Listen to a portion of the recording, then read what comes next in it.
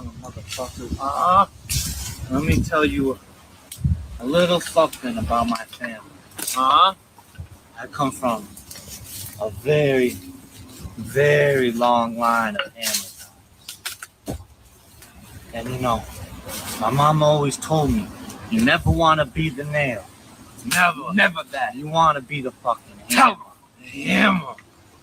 Because once you become the hammer, you become unstoppable. Stop, baby. And that's where I got all these hammers. Right from my bloodline. Fucking bloodline. And it's fucking hammer, baby.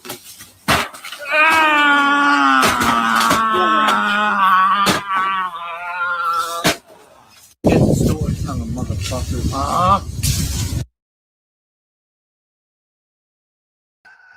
What was that? Why did I have that saved? I don't know. What was that? What was that? Gosh, I need someone to make me an intro. What was that? Good evening, everybody. Welcome to the Vibe Program. I am your host, Joe Newman, aka Good Lawgic. I hope you all had a phenomenal day today. Slightly better day than Ilhan Omar. Ilhan Omar, she probably had what she considers to be a really good day because she had all her troops rallying around her, even as social media has been swirling around her, basically saying, we've seen this rodeo before. We've seen this one before. Yesterday, I put up a poll after I showed the video of her being attacked, or should we say attacked, and I put a poll up. What percentage of you think that this is fake? This was all staged. And I gave you a choice. This was staged, yes or no, or probably yes or probably no. The yes and probably yes was a whopping 92%. 92% of you thought it was staged. After I got to watch him more and more, I would have gone with probably yes at the time that I put that poll in. After I watched it more and more and thought more and more about just how everything played out there, I'm like, yeah, in my heart of hearts, I'm pretty confident that definitely was, that thing was so staged. That is so staged. I mean, the timing of it and everything. Anyway, we got more on that. A lot more. Plus, new video came out showing Alex Pretti in a whole new light. Not quite so heroic. Not such as best of us. That Legal says he was the best of us. He was the best of us. Yeah, no, not so much the best. Not so much the best. Finally, I got we have developments with the FBI going down into Georgia and threats going into Illinois. All sorts of stuff related to the FBI and election. It's having Dems in crazy meltdown. All that and more. Plus, I have a goal up that if we get 15 super chats or Rants or Venmos or PayPals or heck, someone just walks up my front door and just slides $15 under it, if that works for you, that would make me a little unsettled, actually. But anything short of that, yes, of $10 or more, we get 15 of those. 3-hour show with a call-in. And it's not just calling in to me. No. You also get the sage advice, sound wisdom from my good friend over here, Sin. How are you, Sin? Hi. Everything crashed. You were playing the video and StreamYard just said, nope, you're not coming on. But I fixed it. You know me. Beautiful. And it's good that you did. That was probably the nicest intro I ever gave for you. I think that was the most complimentary. Was that thing. it? That was? It's not going to get better. I didn't get to hear. It's not going to get better than that. That was pretty much the nicest one I'm ever going to give you. I will never give you one nicer than that. I appreciate that. I'll have to go back and watch it on the replay. That's what you definitely should. You definitely should. I couldn't even, if I tried to rival it, I would fail miserably. If you missed that intro video, I'm nominating that intro video I used tonight for for top 5 worst intro videos I've ever used. Even when I pulled it up, I was just like, oh God, I guess I'll Yeah, use you made this a one. comment. I heard you say something about these people, and then StreamYard booted me, and I was like, "Wait, what am I missing? What's going on?" Oh man, You're good. You're good. Don't worry. Yeah. You're safe. Mark yourself safe from that intro video. I got it. All right, So don't worry about it. It's I'm gonna go not back and watch it now. Don't you? Yeah, And then I'm sure. gonna give you grief about it. So be I'm sure. prepared. I'm sure you will. I'm sure you will. Anyway, I don't know if you heard, but the tonight's goal is that we're going to go for 3 hours with a call in. Mhm. That Okay. was part. That was referenced as part of my goal. If we hit the goal, we sometimes hit it, we Got you. sometimes don't. Yeah. But yeah. So if we hit the goal, and someone popped in here saying 1 clam found, I guess this is an effort to try and push us. The clam here basically is trying to push us toward hitting our goal. So God right. bless you, clam. Thank you so much. Well done, clam. Indeed. Well Somebody done, already indeed. says I have to call in. I have a question for Sin. All right. I mean, I'm here, man. I'm ready for it. We just, well, yeah, okay. Look. If you have questions, just got to push us closer to the goal. We can do it. We can do it. Yeah. The goal is a very. I found my goal to be like very. I found the sweet spot of something that we don't always hit, but we definitely. It's attainable. It's very attainable. Yeah. Right. It's very. If I put up there 30 super chats of $10 or more, we'd never hit it. We wouldn't. I did And 30 the other night and hit it. It was very funny. Did you? Yeah. Of $5. I think it was $5. Yeah. Yeah. But I still hit it on my show. I mean, dude. I mean, we get 100 people, 120 people watching. So to hit That's that, very was impressive. amazing. Yeah, that is very impressive, actually. All right, well, I'm going to start off with the story you're not expecting me to start with. Oh yeah. Yeah, I don't think you're expecting me to start with this. So apparently, there's developments with respect to FBI seems to be going through 2020 election records. Oh, okay. We didn't see that coming. No, I didn't see that coming. I heard. I think Tommy Tuberville was talking something about that earlier. So very possible. Very possible. Let me share with you what we got going on here. Yeah, let's take a look at it. So you're on the same page as the rest of us here. Yep. So. FBI agents are going through materials found today during a search of the Fulton County, Georgia election office. That search is said to be related to the 2020 election. Correspondent David Spunt has details tonight. Good evening, David. Brett, good evening. FBI agents are still on site at the records warehouse for the Fulton County, Georgia Board of Elections. The matter is sealed before a court, meaning details are limited, but we can report this is related to the 2020 presidential election. Sources tell Fox News that agents retrieved documents, phones, and computers after a judge signed a warrant. President Trump has long made Georgia, and specifically Fulton County, a target of his complaints relating to the 2020 election. Shortly after that election, Trump spoke to Georgia's Secretary of State, Brad Raffensperger, and said he needed 1,780 votes to win the state. No, that's not what he said. That's not what he said, Fox News. What he said was, you've got hundreds of thousands of fraudulent votes in there. I know you can't go through all of them. I only need you to go through like less than 12,000 of them. Yeah, that's it. That's what he said. That's not. So people say, I just need you to get through 12,000 of them. That's all I need you to do. Just get through, just get through it. You don't have to go through everything. Just get through that. I mean, they could go through all of them if they wanted, though. Fox News, every time, they should never talk about the 2020 election because they just embarrass the F out of themselves every time they try. Ooh, just shame on them. That is as heated as I get. Yeah, I noticed. I was concerned. Yeah, that's as heated as I get. Because every time I think about the 2020 election and how Fox News handled it, it reminds me why I hate Fox News. It really does. I agree. So.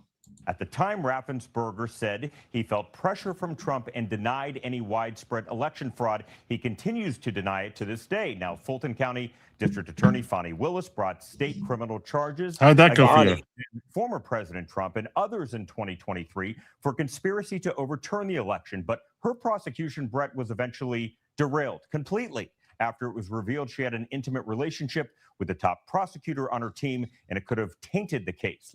Could have tainted the case. Not could have. No. Odor of mendacity. And she's trying to cover up for that entire thing. It destroyed her career, that case. That you're sitting here dredging up for reasons no one can even imagine. Like, how is this even relevant? Those charges are utterly dismissed. Innocent until proven guilty. Why would you be throwing this in as part of your news report about fraud that was happening in Georgia in 2020 election? It's the stupidest thing. But Fox News sucks. Sorry. No, don't apologize. Sorry for the language. The language is so bad. You said the letter F and the word suck. Hey. Yeah. Better watch it, young man. I'm feeling you can tell I'm feeling feisty. Now, Brett, last month, the Justice Department sued Fulton County, Georgia, seeking access to 2020 voting records after state officials allegedly failed to respond to a subpoena. Fox News has learned the head of the FBI's Atlanta field office was recently forced out in recent days, but it's unclear, Brett, if this is all related. So no one's really sure what the FBI is doing there, what the goal is here. And as much as you can see that I get heated about it. Yeah. Big man. Which I do. Yeah. Rightfully so. I get it.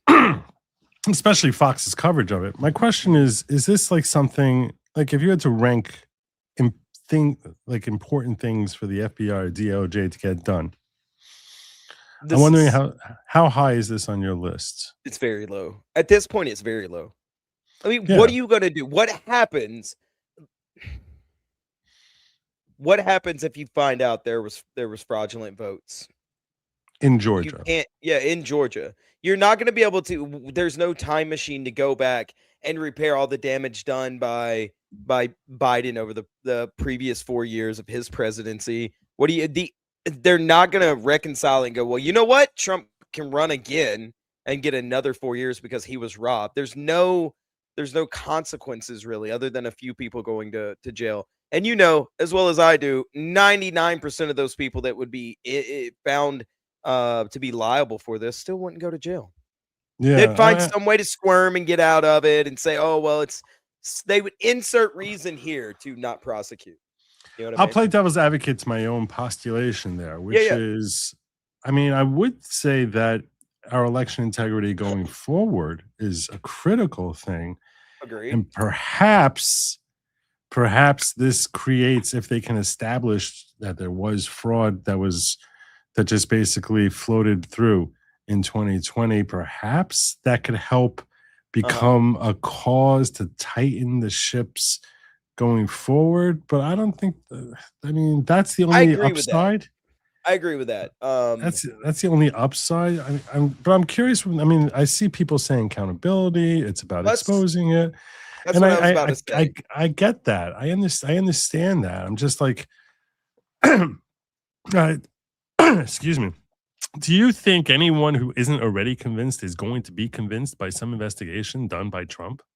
No, not at any great mass awakening. You know what I mean? Some mass number that's going to start voting differently or changing things. And I agree with exposing it and accountability, but I feel like there's higher things.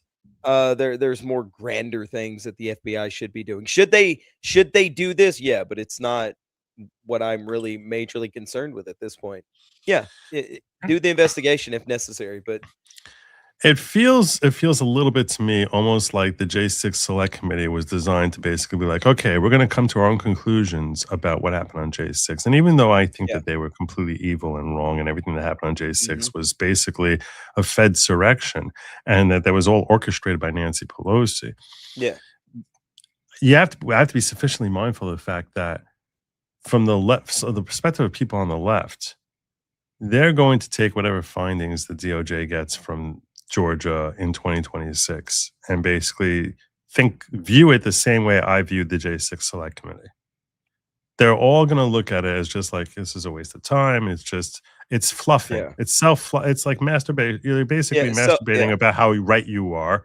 And you're manipulating everything to try and sell your propaganda. And that's how I look at the J6 Select Committee. And I think anyone who's leaning towards anyone who in 2026 still trusts the 2020 election is likely to think the same thing. That the same way I No thought matter the what they Day 6 expose. calamity. Exactly. That's how they're going to look Yeah. at whatever findings the FBI and DOJ have today. Yeah. No matter what they expose at this point, you're not going to convince anybody. The lines in the sand, so to speak, have already been drawn, and you may get a couple people, but nothing that would actually change any massive thing. It would be no massive awakening. And look, I get it. Hold them accountable, expose it, do all that, but it seems to me like it's going to be more of a show than actually getting something done. So No, and I want to be clear to these people who are disagreeing with me. And I can understand why you're disagreeing with me. Mhm. What I'm saying is disagree with Joe Bohr. Actually, that's fine. You can all many of you may disagree with me. I'm simply saying, you know the truth, and I'm on the Mhm. same page as you. There was tons of rigging, and it's more likely that those seven states went all for Trump than that they all went against him. Okay, I'm totally with you. I think there was tremendous fraud that happened in 2020.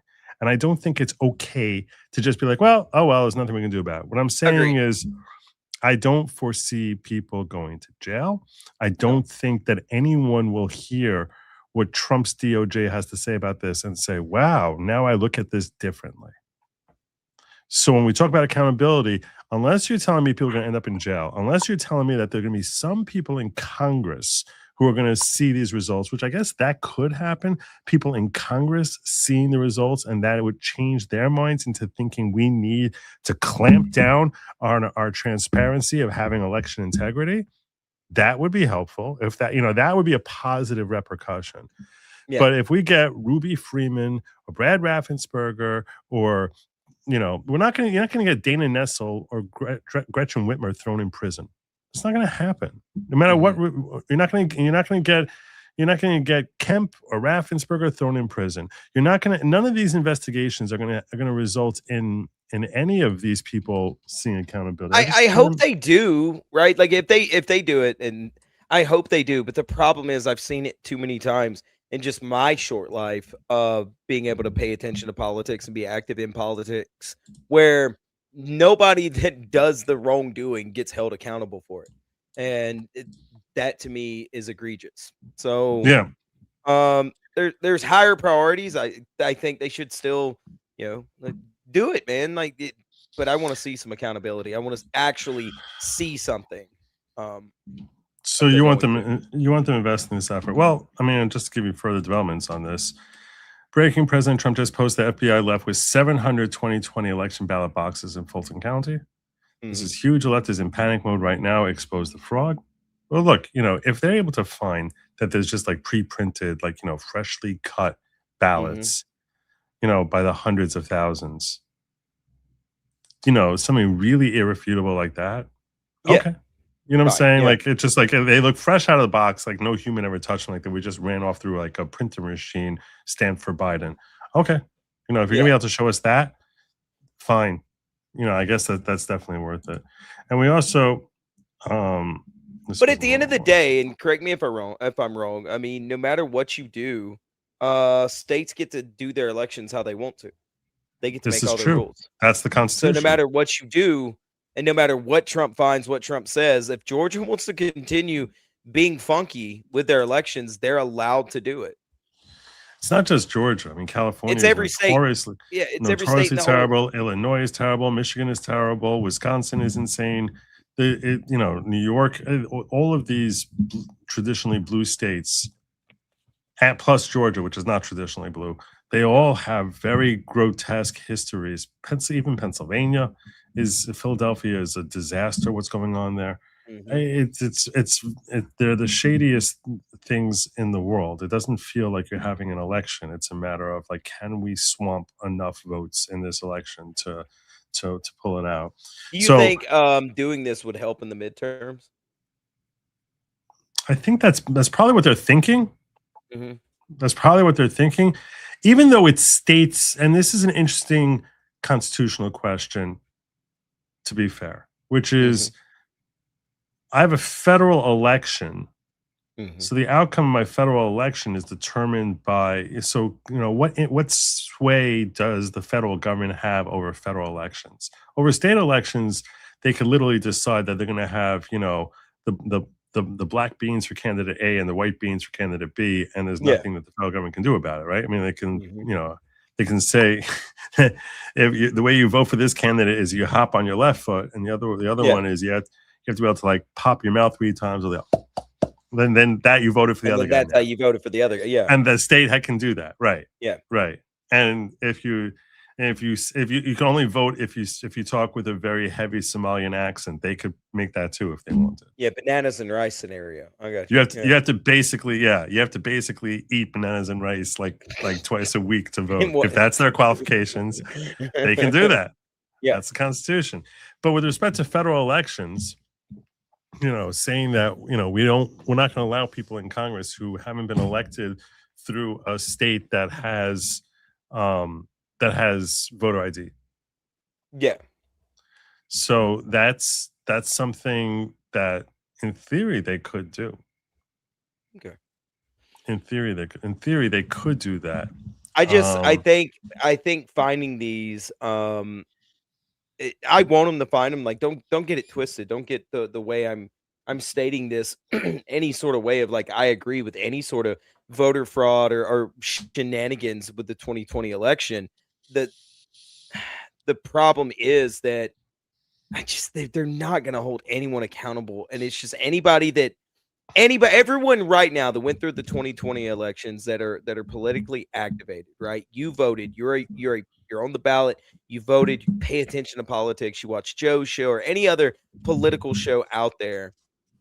Nobody's mind is going to be swayed, not in any massive way, unless you do get some big, you know, white whale that, you know, goes to jail for it, and they go, "Oh, crap! You know, my eyes are open now," and I just don't see them doing that. Sin sounds so cynical sometimes. No, so Mila, I'm not sure it's Mila or Mela. I want to clarify something for you. I'm not defeatist. I'm simply looking forward to like what can we do for the next election. Yeah, I'm looking forward to like what needs to be done. That's very important to me. People's mind. There's things out there that they could be doing that would change people's mind. Yeah. No, I don't. I'm not throwing in the towel at all. No, I'm just saying. Rather than fixating on what happened 6 years ago, as terrible and as much of a travesty as it was, it is infinitely more important to me that we have changes as to having not simply election integrity, but transparency. I mean, we can all visibly see that there's election integrity. To me, that is 1,000 times more important than evidence that Georgia rigged the election against Trump. I agree. And as much as I think that they did, I think that I have no doubt that they did. I've talked several times about this state in particular, about Georgia in particular, how they said, and I remember this like it happened yesterday. They were like, well, Biden's trailing by 12,000 votes, is trailing by 20,000 votes, and there's 140,000 left to count as they close up the polls. Some numbers like that, and you're like, how the heck is he going to make up 20,000? And like that, you know, and you know, because there's only 140,000 votes left, and you're just basically like, oh, okay, so they have 140,000 votes left, and then like the next day, they're like, well, Biden's made up the gap, and overnight. He's made up a lot of the gap, and now he's only trailing by 8,000 votes, and there's only 300,000 votes left, and you're like, there was 150,000. It was 140. Yeah. Like what? What's happening here? What the hell is happening? I remember going to bed that night, paying attention to like Georgia and a couple other states, Michigan, and I went, "Oh, I mean, we've got it wrapped up. It's good. I'm going to bed. I'm gonna get up and go to work in the morning." And when I woke up, I turned on the radio in my car on the way to work, and I was like, "What the hell happened?" Like literally, what the hell happened? And you just hear like the list of states of things that had just weird things that had happened. And I'm like, this is it's disgusting. It was robbed. Everybody was robbed last night. And I mean, I guess it's good to correct the history books, so that, like, you know, when you're talking to your children about 20 years from now, you know, your grandchildren 30 years from now, you're basically walking them through like, hey, this is what happened. You know, that the history books properly reflect that. There is a value to that, I guess. Yeah. But You know, I remember they stole that, and we were going nuts. That's what led to January 6th and all that other stuff. So yeah, I mean, I guess there is. That's the other thing that I hadn't really thought about. It does give vindication to all the people who got arrested for January 6th. That that's a very good point right there. I hadn't thought of that. That's a very good point. Okay, that's true. Okay, well, to that end, breaking DNI Tulsi Gabbard was just spotted at the Fulton County, Georgia election site raided by the FBI involving likely 2020 election fraud as ballots were seized and computers were examined. Wow, this is getting serious. Tulsi plays no games. Liberals are terrified at this site. Expose the fraud, show the people Trump was right. And there she is. There's Tulsi. Hi, Tulsi. Is this the same report? FBI agents are going through materials found. This is what we covered earlier, right? This is the same video. Okay. So it's not just there. The meltdowns of FBI raiding election offices in Fulton County are already nuclear. Chicago Mayor Johnson is petrified. I just want to know when they'll admit the truth. Democrats likely have stolen hundreds of races in the last decade, and we need to have secure elections. Democrats are moments from complete collapse, and if we secure elections, they will never win again. This is...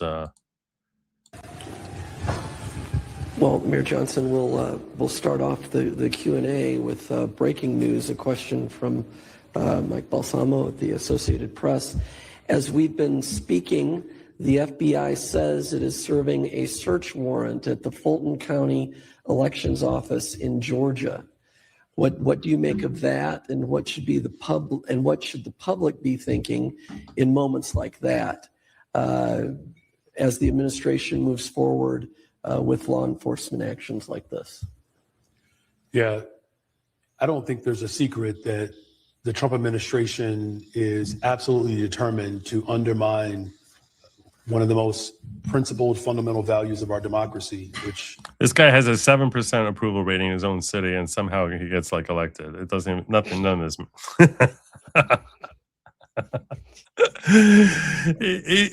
he's about as popular as shampoo that comes with its own head lice. Like this guy... and somehow he wins elections. I don't know. Is a free and fair election. He has been on a rampage, arguing that somehow the democratic process did him wrong. And this is yet another attempt or an example of the Trump administration working to intimidate voters and to ultimately suppress our ability to hold government accountable. As far as the response is concerned, I really believe that as a nation, we have to really look at the model that was set during the civil rights movement. We need a well-trained, organized operation to ultimately expand the resistance that is already afoot in this country. What the hell does that even mean? Saving our democracy. Well, I have no idea what the hell he's talking about.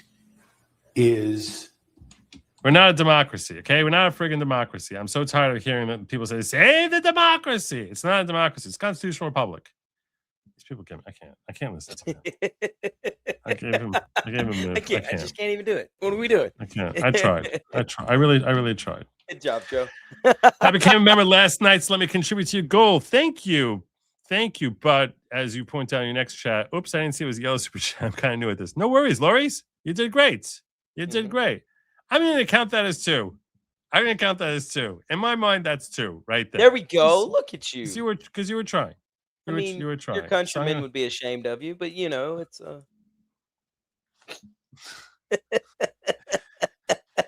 You don't understand my countrymen. You do not understand my countrymen. Don't give me the tone when you do that. You don't understand. You don't understand that my decision to do that was actually inspired by my countrymen. I got you. Yeah, that's what I would say. It was. I do hate. We had discussed this before. I do hate that YouTube won't give you a financial amount for the goal. They'll just give you you have to do certain color super chats to hit the goal. I would rather just do a full amount. Yeah. That way everybody can contribute. And so that's normally what I say. Hey, if we hit the number amount, I'm counting every chat. But Yeah. Yeah. That's what- If I had a number amount, that would make life much easier. Yeah. It would gotcha. it would make it much, much easier. What about keeping election fraud from happening again? To me, like I said, that's terribly important. That is incredibly there's nothing more important than that. Without elections, we don't have a constitutional republic. So without fair elections, that is very important. I just don't know that exposing the fraud in Georgia helps us in that regard. But I do agree that for the individuals who were slighted, someone I saw in the chat brought up Rudy Giuliani and the other people who were indicted. Certainly the ones who stood strong with Trump, not the ones who pled out like his loser, that blonde attorney of his, but the ones who actually stood strong, you know, and faced the music on that. I think that for them to say, "Hey, look, we were totally in the right with everything that we did," that makes sense. That I think there's nobility to. Yeah. They still believe Russia helped Trump in 2016, probably that Bush conned the court in 2000. These people are long gone as far as elections go. Every one of their losses will be fraud to them now. That's true. Probably. Almost certainly, unless it's a landslide. You don't hear much talk about claims of fraud by Trump in the 2024 election because it was such a landslide. Mhm. So when you have like a complete, a complete landslide, people don't, yeah. He had Go ahead. said something in a speech before about, rest assured there was still a ton of fraud. We were just able to get out and rally everyone to It's true. overcome the amount of fraud. And Yeah. I remember that speech. I was like, that's, that was, True. to me, that was actually more scary than the 2020 election because, well, now they've got a game plan to do it again. Yeah. It's a scary thing. Cleaning voter registration rolls is a very important thing because they have names. They have names of tens of thousands, hundreds of thousands of people who are dead, moved, and that creates a scenario where it's easy to commit fraud. And if it's easy to commit fraud, someone is going to be committing fraud. So, and frankly, most of the very funky stuff we see happens in blue controlled cities. You see in Detroit, you see in Philadelphia, you see in New York, you see all these different claims. It's like, just funky stuff where like in Detroit where they have precinct or Fulton County with Atlanta, you just see, turnouts of 101%. That somehow we have 101% of the people who live here. Not only did everyone vote, but we got 1% more. Like that's literally impossible without there being systemic fraud. It's impossible to. Let's put it this way: in countries where there's a law that you must vote, okay, countries that have a law you must vote. No country has ever been able to get 95%, like crack 95% of their registered voters to vote. That's where you have to vote. So if you see a city with 1 million people in it that has 101% turnout, you know that at least 10 to 11% of it is fraud. Because even when it's the law that you have to vote, you can't get to 95%. They're struggling there like at 90%. So here in this voluntary election, you have, and the reason for that is because people are sick. People get sick. People have complete apathy. People think they voted. People just hate both candidates. There's always going to be some people like that who are just like, or people think my vote doesn't matter. So there's a percentage of people out there that if you have 100 people, you can never get all 100 of them to vote. So when you come out with 101 out of 100 people vote, you're just like, okay, I know someone there voted twice. Yeah. Someone had to vote twice. How do we have more ballots than people register? But they still sign off on it. Like, oh, no, Yeah, that happened in Michigan and a bunch of places. In Detroit. Detroit. Yeah, this guy was ostracized. One of the county commissioners, I think, was ostracized. He's like, I'm not signing off on this. This is clearly not accurate. Mm-hmm. And he was doxxed and hounded. It's just insanity what was happening in Michigan. It could be to show that voter ID is needed. It might show illegals voted when it comes to court cases showing evidence for voter ID, hopefully. And it's not going to help anything with court cases, but I don't know. Maybe if it helps with voter ID, then I'm all over it. Then I'm fine with this. Tom Fitton's work resulted in removing 800,000 people from voter rolls just in Oregon. This fraud affects everything. Rolls and counting matters. Yeah, I agree with you. That's what I'm saying. I covered that story at Collective Tab. I covered that story about what Tom Fitton did there. And we need to do this in every state. Every state has tens of thousands to hundreds of thousands of bad voter rolls. And it should be like, look, you could just basically say, we're not going to seat your senators until you clean your voter rolls, unless they come in here with a voter roll that is at least 98% accurate. Like they literally, I think I did that show with you, right? Where I was saying, what percent number would you say is crazy, right? Yeah, you remember me asking that? It was like 20 times what we had guessed. You thought like 10% is crazy, 20%. It was like 60% of the or 40%, something like that, of the registered voters were like dead. It was insanity. Anyhow, I think it's time for us to move over to Minnesota. Did you hear? I don't know how much you follow the politics when you're not prepping for my show. You guys have no idea how much prep he puts into our show. He's studying books, going through X. He's reviewing old shows of mine, critiquing me. It's crazy. Yeah, I would if I had to safely estimate, I would say like 12 to 15 hours of prep time for these shows. Daily. That's what it is. It's wild. You wouldn't believe what I'm doing. Yeah, it is. It's a very heavy investment that Sin puts in here.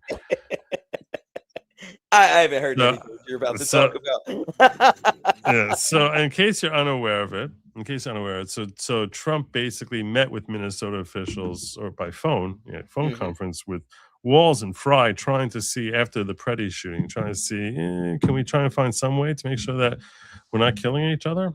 And Trump labeled it productive, but apparently Jacob Fry things are not working out as expected. Trump sent on Truth Social, surprisingly, Mayor Jacob Fry just stated that Minneapolis does not and will not enforce federal immigration laws.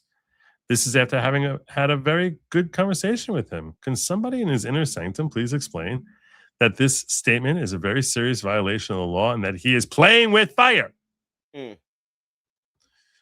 Now, MAGA... Playing with fire. Well, I'll tell you, I don't know. It's not a violation of law. They don't have a legal obligation to work with them. They're playing with fire if they actively work against them, but there's no legal obligation for them to work with them. But MAGA was all excited about this. Nobody has asked, as Mayor Jacob Fry said, the job of our police is to keep people safe. That's his response to Trump. Not enforce federal immigration laws. I want them preventing homicides, not hunting down a working dad who contributes to MLPS and is from Ecuador. It's similar to the policy your guy Rudy had in New York City. Everybody should feel safe calling 911. That's his response to Trump. But Bill Malugin pointed out that nobody has asked Minnesota police to enforce immigration laws. You don't have to do that. They've been asked to honor ICE detainers. Just don't let them go.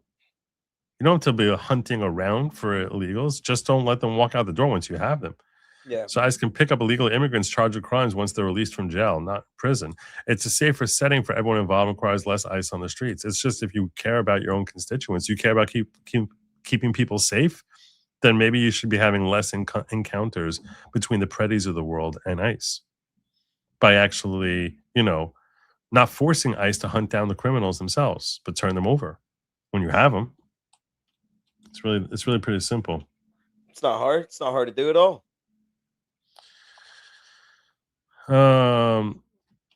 Enforce federal immigration laws, and that Mayor Fry doesn't seem willing to play ball.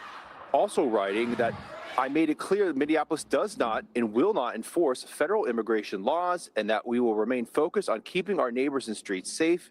City leaders will continue to stay in conversation with Mr. Homan and his team. So not clear what the path is moving forward as far as Minneapolis complying with the Trump administration. Governor Walz also released a statement through his office, and while he didn't make it clear, he didn't definitively state that Minnesota is unwilling to cooperate with the Trump administration. So we will continue to follow this and keep you guys updated. Back to you in New York.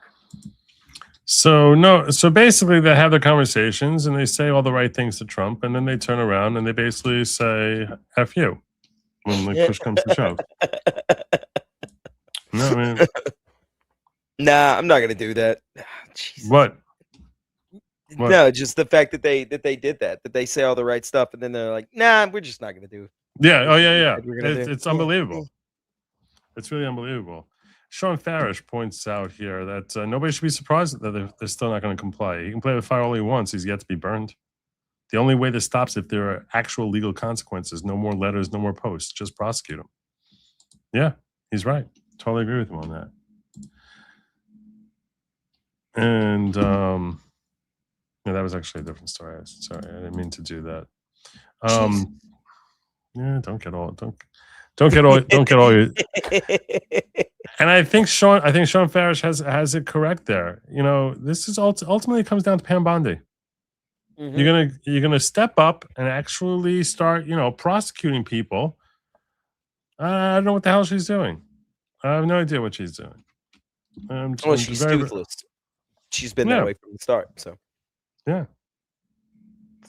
I have no patience left for Pam Bondi. I'm done with her. I gave her a year. No, I gave her a year. I didn't jump on her nearly as quickly as everyone else does. Like, you know what?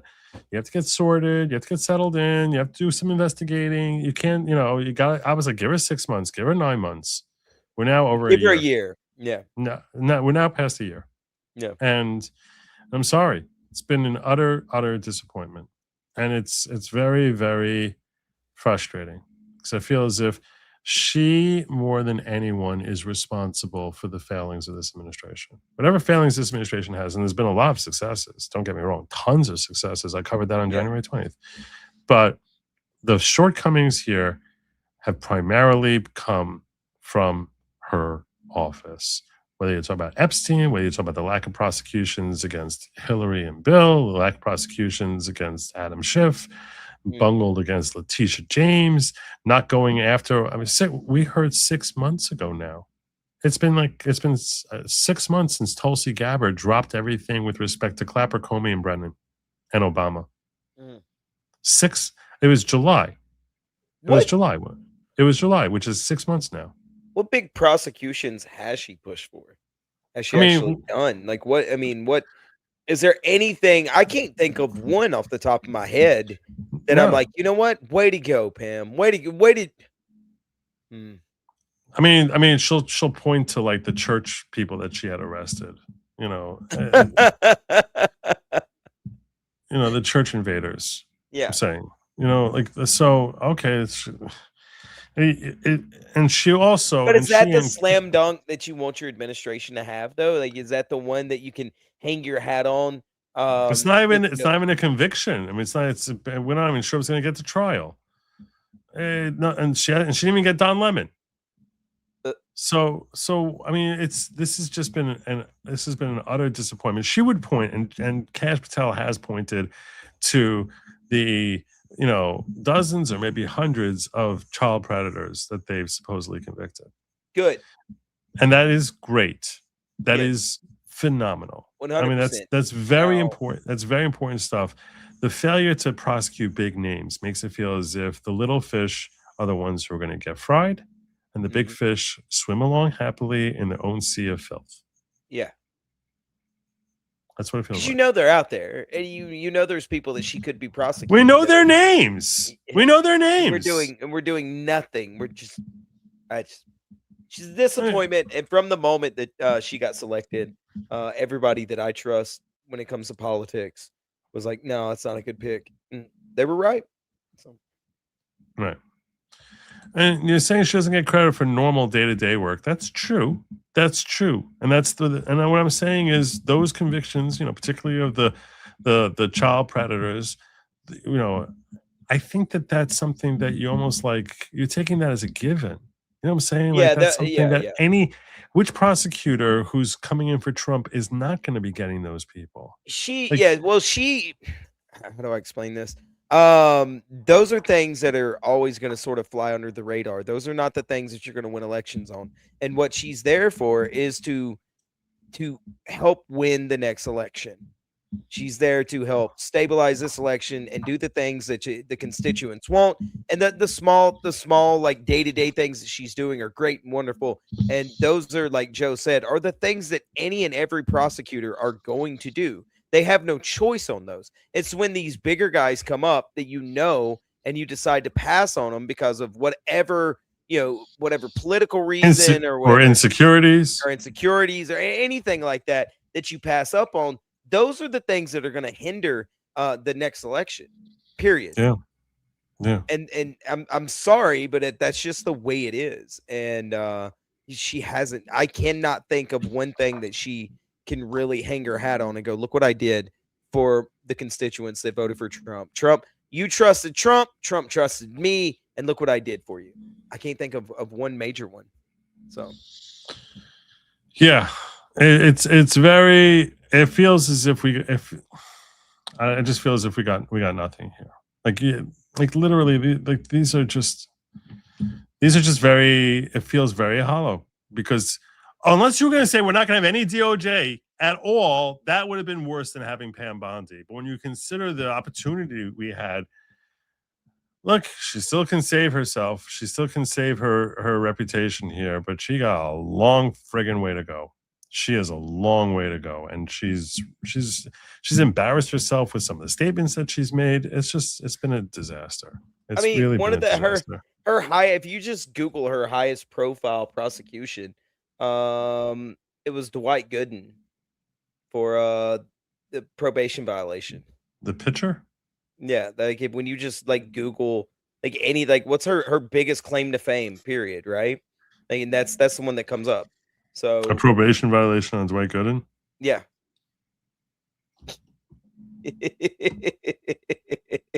There's nothing from this administration that pops up. There's nothing. Like, come on, guys. Like, that's you expect her to be doing these things. There's people out there that should and could be prosecuted, or at least charges brought up on, and she just hasn't done it. And you need those. Like, you need those. I'm talking moments. about Clapper, Comey, Brennan. All those three who all worked together to put together with their stupid Crossfire Hurricane and how they screwed over Trump. And nothing. I mean, nothing.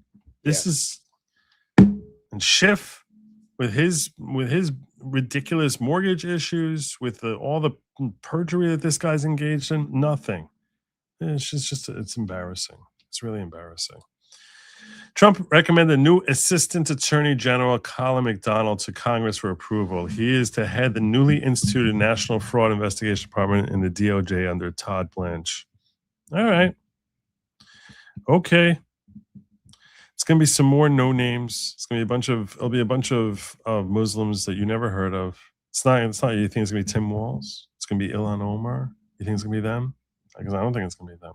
Yeah, I mean, her focus, I believe, like one of the statements I heard her made was like her biggest thing was going to be like anti-corruption stuff and like immigration stuff. And you haven't even seen a whole lot of that at all. So we'll see. Like, there's nothing we can do about it right now. Nothing. Until Trump says, you know what? I'm going to replace her, but I don't think he's going to. Well, speaking of prosecuting Ilhan Omar. Yeah, that's did you hear? Story, right? Did you hear about her winery? Her winery. Wait, what? I was doing some research on the Ilhan Omar stuff. I didn't see that one. I did see a lot of things on Twitter about like she's a millionaire and all this other stuff. Yeah, well, that's where they all are. Yeah, but she wasn't a millionaire 2 years ago, and now she's worth $30 million. Weird. It's almost like all these people go up there with pennies in their pockets and they show up when by the time they're done, they get their book deal, they're already millionaires. It's very weird. So, how much do these people get paid when they're like 180K or something like that? Yeah, like $180,000 a year. It's so. Let's see. If I put that into a savings account and no. If I can't think of any way to turn that into millions of dollars without some weird little shenanigans. So yeah, by the way, people are saying, Joe, you're forgetting the ghetto. Something about rants.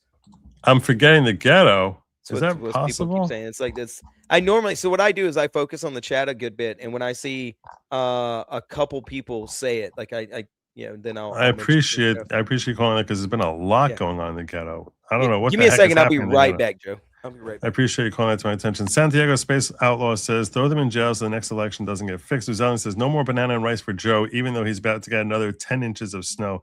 Am I really getting another 10 inches of snow? God. What are you sharing with me here?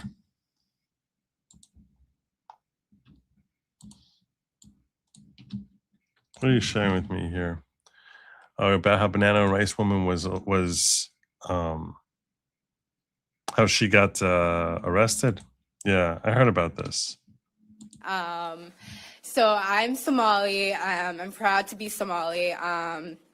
To me, being Somali isn't just eating bananas with rice. It's a lot. It's like it's an interesting thing. It's very hard to describe what it means to be Somali and what it means to be American, but it's like a cultural fusion. It's kind of like the bananas and rice. You know, people don't really see, like, you know, it's you know, people don't think, oh, you can eat bananas with rice, but that's what it's like to be Somali and American. It's like that combination of banana and rice, but you're gonna get what I mean. Anyhow, that's the Banana and Rice girl, who you see how she's got this big cut here. She got arrested today. No cut, no wound, no nothing. That was her like 3 days ago. Stop the bleeding from the injuries that she purportedly sustained via ice, with this flopping around Band-Aid that looks as if it never had any need to be there in the first place. And surprise, surprise, when she got arrested today for interfering with ICE, no injury whatsoever.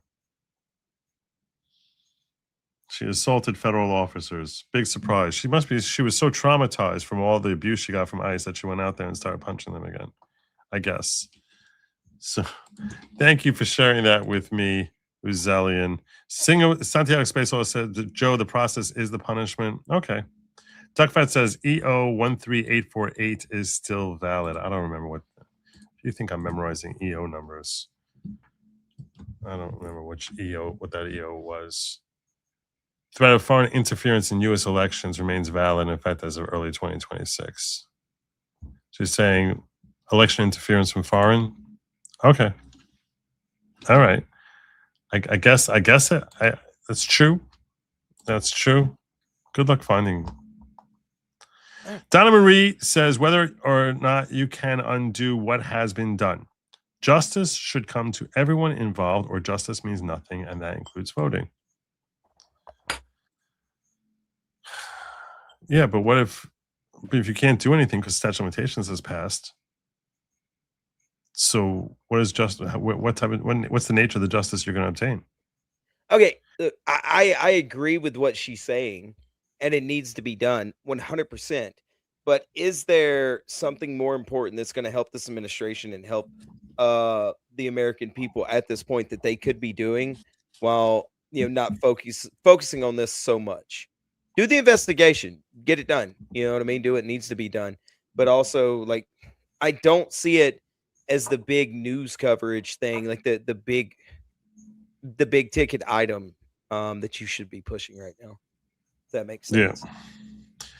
Anyhow, so I think you missed Bananas and Rice Girl. Right? I saw a little bit. I saw a little bit of it. Okay, fine. So, so she did get arrested for assaulting an ICE agent. This is the woman who was so traumatized by the way ICE abused her. Mm-hmm. Dan Vicious asking, how do you get sprayed with something and not remove your sweater? These are some of the questions that people are starting to ask. This is why. Well, we're gonna get to that. We're gonna get to that. First, let me catch up. Let me catch Sin up on the winery thing. We're gonna start there and work our way over towards the assault. So yesterday, Benny Johnson put out a viral clip, basically talking about how she had a winery that she listed because to support their income. Yeah. So then in 2023, she reported $200 to $1,000, between $200 and $1,000 worth of income from a winery that she and her husband share. And said that the winery was worth between $15,000 and $50,000. Sure. Yeah. I literally, I told you this today. I In literally 2024, that same no!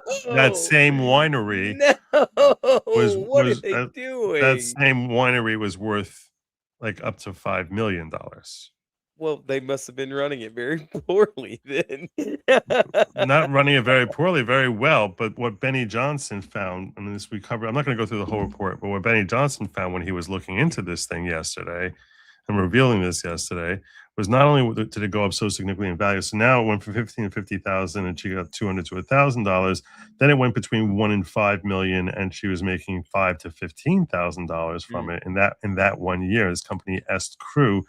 And then S Crew, when he tried looking into it, this S Crew company winery, the same company, doesn't same location, have, is now worth $5.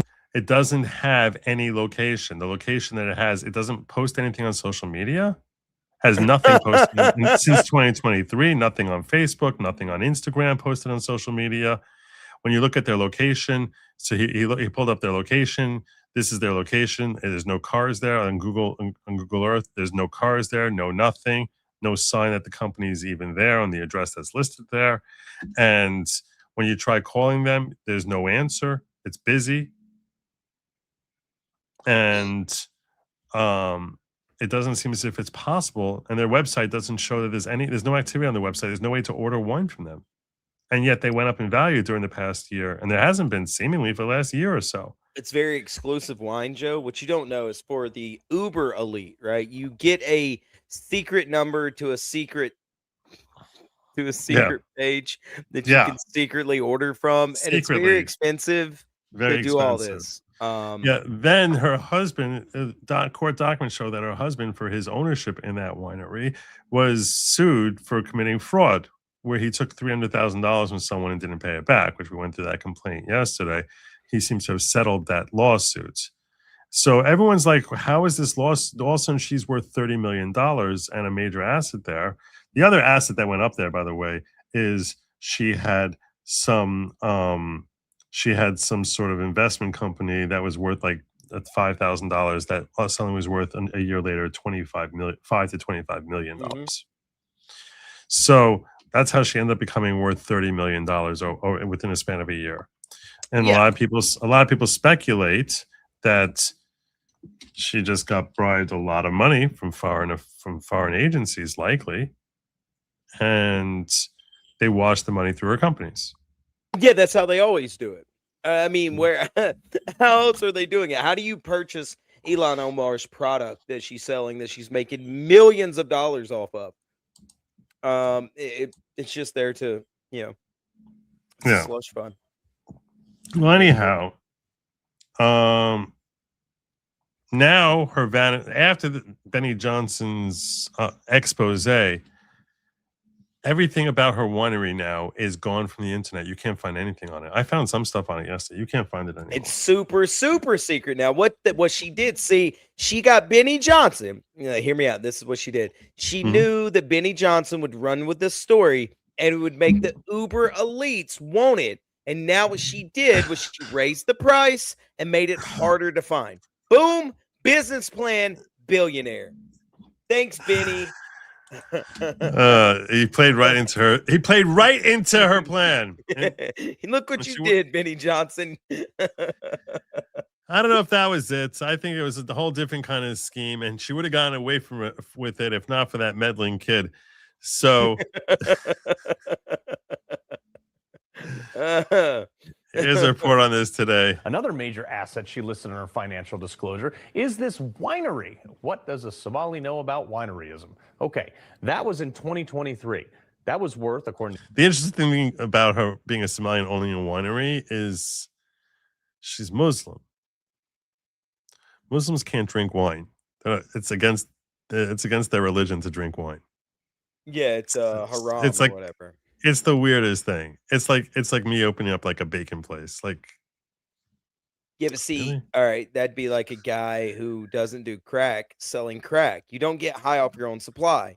See, Joe, You need to know. You need to know how to make it taste right. You would never. You need to sample it to taste right. Yeah, but you get a good. How do you actually say it? I know I was saying the word wrong before. Guy or whatever. You get a good one of those. That was good. That was good. Good guy. Did I come close? You That get was one of very those guys to be your bacon taster. And boom, you're not eating your own supply. You're not cutting into your profit. There you go. That's what she's doing. Obviously. I mean, come on. Obviously. Man. Yeah. Ilhan Kosher. Omar. Somebody said kosher bacon. You can find a way to do that. I'm telling you. $1 billion idea. I'm just, when you're bringing that up, I'm just going to point out that this is true. We've never seen Sin and Lindsey Graham in the same room. Look here, I'm not Facts. Lindsey Graham. Okay, I'm just a very fancy Southern man who's a confirmed bachelor. I just love America. America is my baby. Okay, nothing else is wrong with me. To be frank, it takes about a year to get a Fed license. What do you mean for booze? I don't know. I don't know if you put that up for a month. No, I mean you can still. Cocaine Mitch, he's a good friend of mine. Okay, I'll see you in the chat there, Andy Gorski. Yeah, I don't think it takes a year to do that. I don't know. I never tried. All right. Well, anyhow, between $15,000 and $50,000, but on her financial affidavit from a year later, that same winery was listed at a value of between $1 and $5 million. Just real quick. Why does a Muslim own an alcohol company? I thought that wasn't a thing in Islam. Anyway, it gets weirder. Up until yesterday, Benny Johnson was able to find their supposed inventory bottles and all the things they had, their office location, and a bunch of other information on the business. But as of today, those sites are totally shut down. And any mention of their website has been way to go, Benny. You made it more exclusive. Wayback Machine, all these other crafty little archive sites, everything is gone.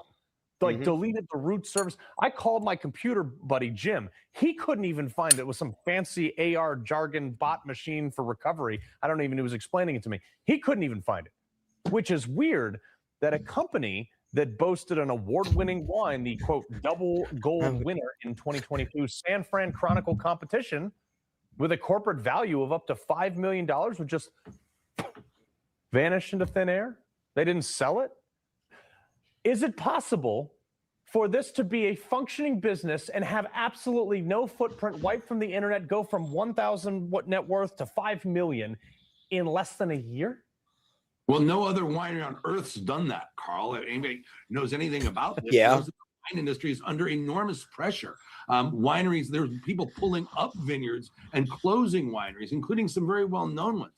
People are drinking less wine. The economy is weighed on that in favor of cheaper alcohol options. So the wine industry is. You should blame the box wine moms. Yeah, sure. I would do that. They drink that cheap crap. Yeah. Been mad contraction for quite some time now.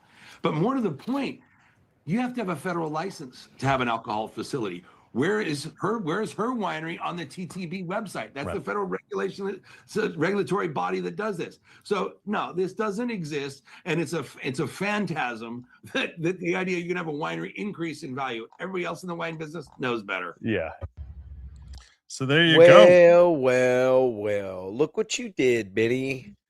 Look what you did. It'd be funny if everything was on the Wayback Machine and just these old Fox boomers didn't know to Google the Wayback Machine. That's one. It's crazy if it isn't on the Wayback Machine. That means that they got in touch with the guys, because the only way.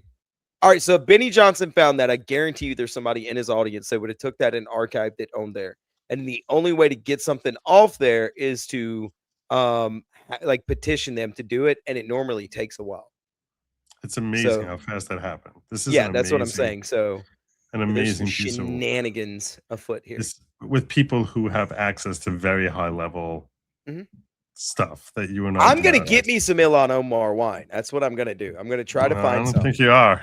I'm going to.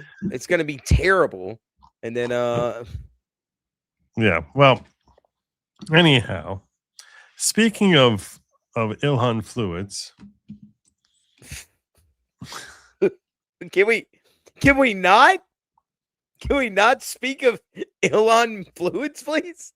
Can we change that segue? so there's a new angle of the Ilhan squirter. God bless it. There's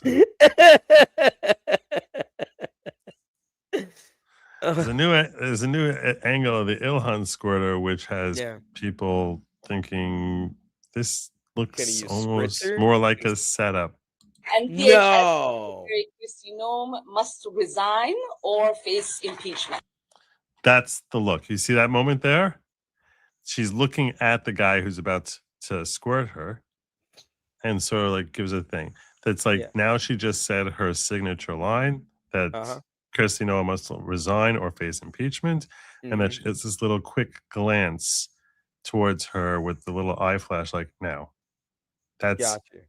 That's what people are saying is right there. Right there. Right there. Right there. That's the nod right there. Okay. Right there.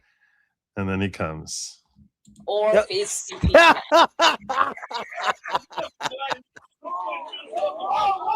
Why would she go after him? So many questions.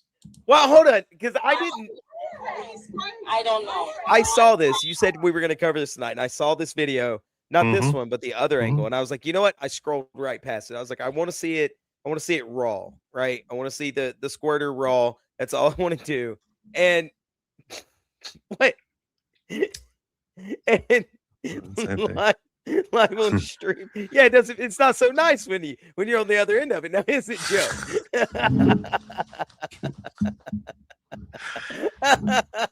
Sin phrasing. But I didn't see her go after the guy. Why? That is clearly a Jesse Smollett. I mean, why didn't the only thing you needed was the guy to scream, "This is MAGA country." That was it. Like, why would she go after him? Did she not? Oh man, where's her security? She has no security. Oh, this guy backed up right into security rather than face off against Ilhan Omar. But we'll get there in a moment. We'll go to that angle in a moment. This is what happened right afterwards. Oh my God, he sprayed something on her. Oh my God, he sprayed something on her. She said, which, by the way, if it's acid or something like that, that's freaky. That is very freaky. And you don't know, if you don't know the guy, you know, it's kind of, if somebody you would be very unsettled. You'd be like, what the hell is that? I don't know what's on me now. If somebody squirted on me like that and I didn't know what was going on, I would be upset. Yeah. You'd be scared. I'd be terrified. Yeah, that you have no idea that could be acid. It could be something that's like, you know, or disease or something like you have no idea what they squirted on you. Yeah, honestly, I'd prefer acid over urine to be just very, very blunt about it. It could be urine, and I don't want urine on me. So she's all like, you know, no, we got to go forward. I'm fine. Who would say such a thing?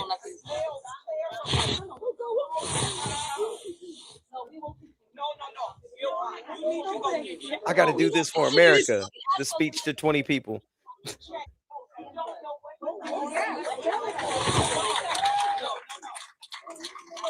This is her saying she has to continue.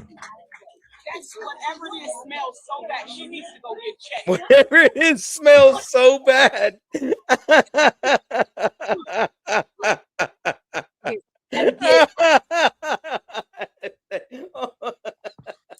I want to point out how polite this assailant was. Okay. So you see where he squirted her, right? Yeah. When and where he squirted her. First, she has her signature moment, a nice clippable moment of her saying, Kristi Noem has to be resign or be impeached. And then a little nod, and then a moment later, this guy jumps up. As Secretary Kristi Noem must resign or face impeachment. Where does he squirt her? Right in the shirt, right in the chest. Yeah, well, if you're squirting a liquid at someone, is that what the area you would be shooting for? No. I'm aiming for the face every time. Yeah, anyone would, right? I mean, that's the whole point, right? It's like you want to get her in the face. You want to, You want it to be on her skin, right? That's what you would want, right? So this polite assailant waits for her to finish her nice little clippable moment, then make sure he doesn't mess up her makeup when he squirts her, right? Like he's like so polite. Squirts it on her shirt. He's like, I'm gonna squirt on your shirt with a fluid that's not gonna stain. That's no one's even gonna see. It's not even like a red fluid or something like that. And if it was a red, maybe like he wants to make a point, like squirt blood on her or something like that. Anything. But it's like, I'm gonna squirt this clear liquid on you that like, and I'm gonna make sure I don't hit your face so that your makeup is everything's fine. Yeah. And then when you're gonna confront me, I'm gonna back up into your security guard for that your security guard to grab me. Well, yeah, because I hate you so much. I'm your assailant. I hate you so much. I'm going to attack you. And when you're half my size and weight and a little girl, and I'm basically going to cower away while you come looking after while you blow up at me. Yeah. Yeah, like you're going to just come after me, and I'm going to cower away. That's the plan. Like that's what this very polite assailant did. He's like, oh no, I don't want to like physically assault you. I'm just going to squirt. They're going to throw this. Like, this is like the nicest assailant I've ever seen in my life. Yeah, see, I would have sprayed it in her face because it could have stained her clothes. You see? Yeah. So this politeness is a little bit strange. It's a little bit strange, and it sort of has people, having questions. Has a whole bunch of people having questions, but not from the left. From the left, this was obviously a very real thing and a very serious thing. Yeah, of course. Here's Abby Phillips in two different modes. This is her today versus how she was after Trump was attacked. Ilhan Omar, in particular, has been the center, and you heard it there from the president, the center of a lot of awful attacks. He called her garbage. Donald Trump is actually responsible for the vitriol. So is there going to be any acknowledgement of that? Should there be? It's not about the politics of the individual. I mean, look at these people. The thing that they have in common is their complete lack of mental stability. Why is that not the conversation? Why are we in this place of who's to blame? Is it the Democrats or the Republicans? The Republicans aren't trying to assassinate the Democrats. And a lot of talk of they. And then when it's not a they, it's just a person. It's an. So why is she not focusing on this person? Yeah, I mean, it doesn't make any sense, right? Yeah, it doesn't. It's like then back when it's Trump being attacked, let's focus on mental health crisis. Now it's like, oh, this is all Trump's fault. This is all Trump's fault. You gotta recognize it's Trump's fault. In fact, what was that fluid? What did you see what that fluid was? It was white and milky to me. It was. I don't know what else to say. Breaking sources tell me it was apple cider vinegar that Representative Ilhan Omar was sprayed with at last night's event. And that a hazmat team has confirmed that it was simply apple cider vinegar, which I actually said before seeing this, that one way to know its stage is if the fluid was something that would be completely harmless on human skin. And sure enough, apple cider vinegar. Here she is. This is the nod that people are pointing to here.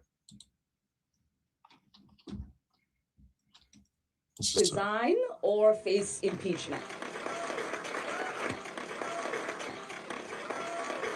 Resign. That's what everyone's like, okay, now that I just said resign or face impeachment, come now. There was a very weird sort of glance that you gave specifically to this weirdo. But you want to know more about this weirdo, don't you? You want to know more about it? You all want to know more about the weirdo. His name is Anthony Kazmirchak, which Ed Krasinski lies and calls a Trump supporter, because there's no evidence of that. Quite the contrary. But Anthony Kazmirchak, and here he is with his ex-wife Patrice is a political activist and a big supporter of Ilhan Omar and AOC. Interesting. I'll give you a little bit more about Anthony Kazmirchak, who was only charged with third-degree assault. He's a Trump supporter who was very proud of his "I Stand with Ukraine" stickers that came in. Obviously, very, very Trumpian right there. Yeah. We all stood with Ukraine, right? Back in 2020 to 2024. Yeah. We all did. Oh, every day. Screaming. Yay, Zelensky. Yeah. That was basically the MAGA chant back then. We all were, right? And Brianna Morello points out that the FBI needs to launch an investigation into this incident and have Ilhan Omar file a report. If this incident is fake, Omar's lies to the FBI would be criminal. 18 U.S.C. 1001. I think that that's a phenomenal idea, actually. This is how you get the federal government involved.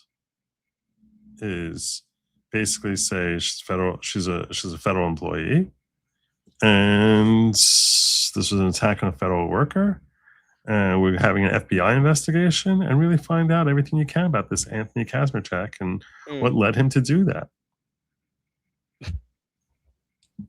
No, I think that that's a great idea. And I do. I agree. You have to ask her, did you know him? Go to her first. Did you know him? You ever hear him before? Do you know anyone, to your knowledge, does anyone know him? Anyone that you know, that you're friends with or associates know him? Are you aware of anyone who might have contacted him beforehand? Ask her all these different questions. Get her on the record. She can't admit that. There's no way she's going to be able to admit that she knows anyone knows him.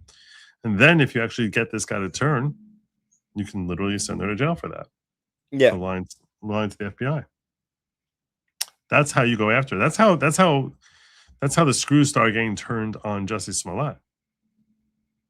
So, and this definitely feels like a Jussie Smollett moment. It's just there's too much dumbness. I have no other word other than describe it other than it's just dumb. You first of all, you spray it with something that is non-toxic, non-dangerous, anything like that. Apple cider vinegar is good for you, for all accounts. You spray it in a non-dangerous area. Her face is right there. There's no one there protecting her. She's got a big old bobblehead. You could have hit the face really quick, and very easy to hit the face. Yeah, and then you just back right up into security.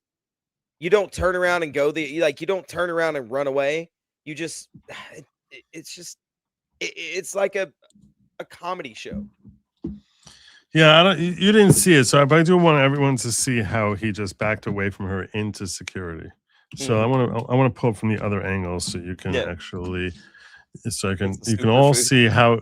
Yes, you can see how clearly he backs up into her security. It's kind of insane. I don't know why this is a 3-minute thing. May I bring up on the stage our very own CD5 Congresswoman Ilhan Omar.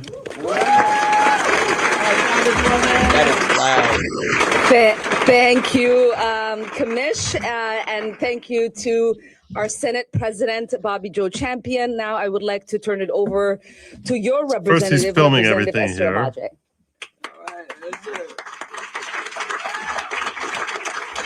No one cares about her. Oh, this is showing different moments. I would like to turn it over. She's looking at him. I never saw this one before.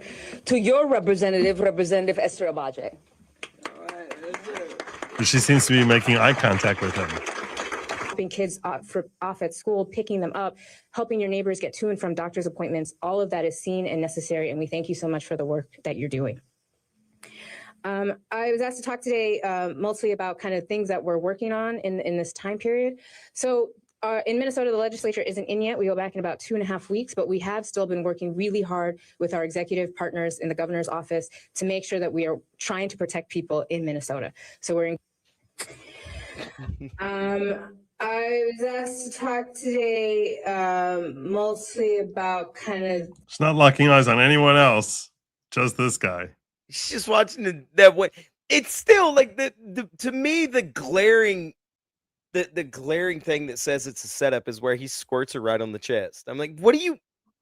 If I don't like you, if I'm pissed at you, and I wanted it, let's say he did have apple cider vinegar. I don't think it's. I've never been squirted in the face. That's never happened to me. But I don't know what it feels like to get vinegar in your eyes. It's probably not very comfortable, you know. Yeah. Yeah. I would have Yeah. aimed for that big old bobblehead she has. I mean, come on, man. That's what screams. Somebody says sin lies. I'm not lying. Stop it, Chet. Don't turn on me. Okay. Don't do this to me. So I haven't seen this video yet, but this video seems to be like showing all the different moments of interaction here. Things that we're working on in this time Squirtgate. period. So, in Minnesota, the legislature isn't in yet. We go back in about 2.5 weeks, but we have still been working really hard. This is with painful our to listen to. executive Stop it, partners Chet. Don't do it. in the office to make sure that we are trying to protect people in Minnesota. So is that people are not going to work. There's another glance, another nod. There's another nod. And that makes it really hard to make money to be able to meet that need. So I mean, if somebody was going to squirt me in the face, I don't know if I'd make eye contact. I would feel and a also little bit of looking at shame. trying to ramp up Maybe. machine rental assistance Maybe. that we've been having. And of course, we're also having conversations to make sure that ISIS stays out of our hospitals and out of our schools, because those are places where we know that they should not be, and they should not be terrorizing our community there. As we move forward into the session, as much as we're going to work on bills to Stop strengthen it, Chet. Are we going to? particularly here Let's get to the squirting action. on the north, and look forward to the rest of the conversation this evening. Look how uncomfortable the guy looks. It's like he's never squirted anybody in the face before. We'll wrap up with the city council members for North Minneapolis. I mean, I wouldn't do it in public for the first time if I had, if I was going to. Right. Right. And we're all grateful for that.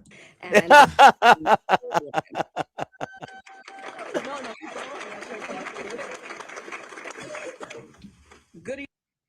I don't. DHS Secretary Kristi Noem must resign or face impeachment. So,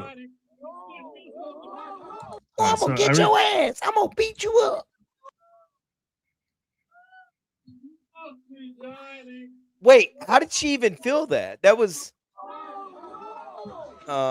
Sin Elon. No, chat. No.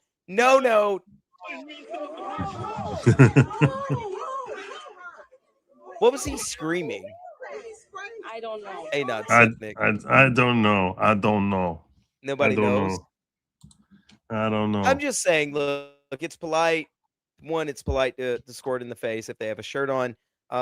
It'll leave a stain. And second of all, it's just a more, apt place to do that. This is the angle where you could see him backing into security instead of turning and running.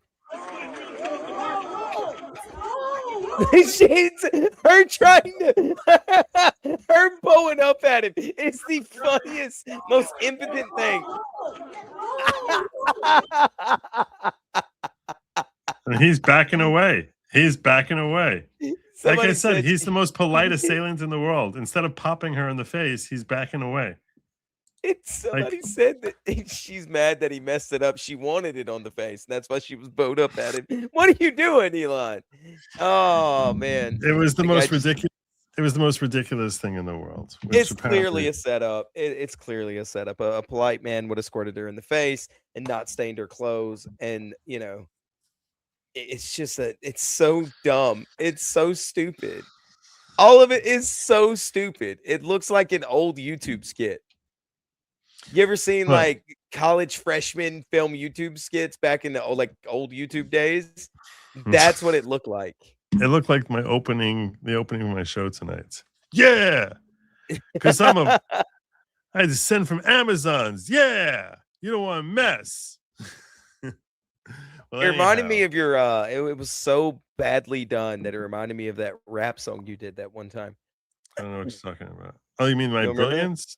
No, my brilliance. That I'm very proud of. So here's more on Anthony Kurzmachak. His daughter identifies as queer and goes by she, they. Kazmirchak. I don't know. That's his daughter from Leftism at Leftism for You. There you go. I don't know if it's his daughter or his son. I was about to say, know what the hell that his is. his daughter looks like a son who identifies as a daughter. These are his two kids. They look like fine, upstanding young people who are going to be voting conservative in the next election, Republican all the way down. That's, you don't believe it? Yeah, obviously. One of his daughters posted this today in her Instagram story. She's a leftist confirmed as well. Hands off Minnesota, reject Pam Bondi's demands. That was posted. Sweetheart, you don't have to worry about that. Pam Bondi's rejecting her own demand. So we discussed that earlier. Somebody says male chin. This is the guy here. This is the guy who's like a hardcore Trump supporter. Super MAGA, right? He's like hardcore MAGA right there. It's this guy screaming MAGA. MAGA country. This is MAGA country. None of this makes any sense. You know what? It does make sense because, like, okay, Joe, you don't have kids, obviously, right? Like, you've never discussed them on your show because kids rebel, and their dad is so MAGA that what they're doing is they're rebelling against him. See, I'm so glad you said that. I am so glad you said that. Hey, sometimes I hit on something. All right. The reason I'm so glad you said that is because I responded to some lefty who said that today. I responded to a lefty who said that just earlier today. That's why I'm like, I can't believe you just. It's so weird that you said that.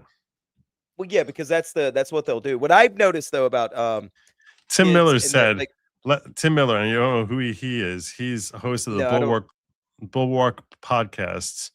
Why We Did It, joking. He's some crazy weekend gay, never Trump guy. Okay, that's this guy here, 447 followers. He wrote when he saw this picture, "Let me clear it up for you. Their dad is a prick, so they're doing everything possible to rebel against him. Tale as old as time." Do you know what I said to this? What do you think I said to this? You agreed 100%. He's right. He's correct. You're wrong. Duh. So being queer is a choice. Nice to hear leftists admit that.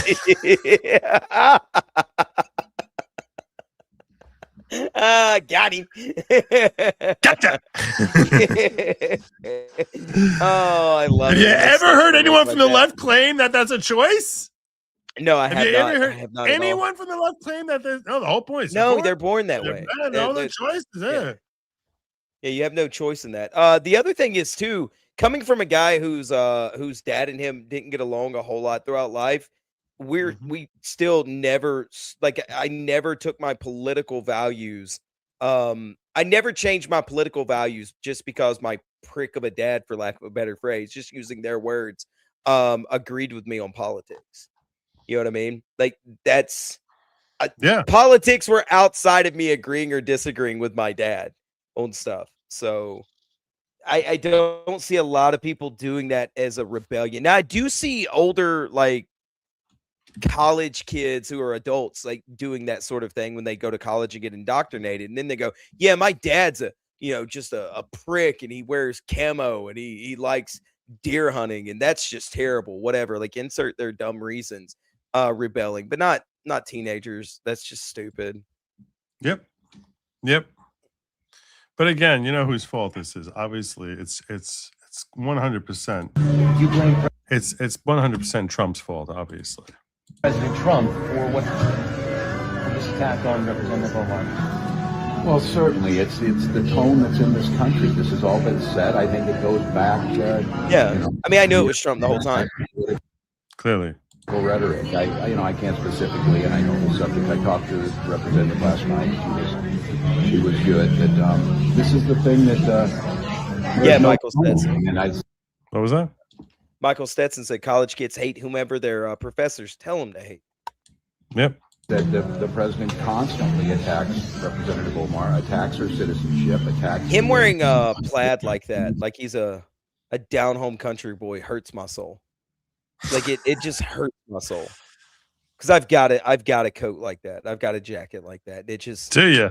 yeah, it bothers me. It Are you a bothers me wall lot. supporter? Are you a wall No, supporter? no. When they did that for the last election, they did woodland camo. Like, hey, we're salt of the earth people. Woodland camo Right. hats. I was really pissed because it was a very nice woodland camo pattern, and I was like, You're a real man Kamala supporter?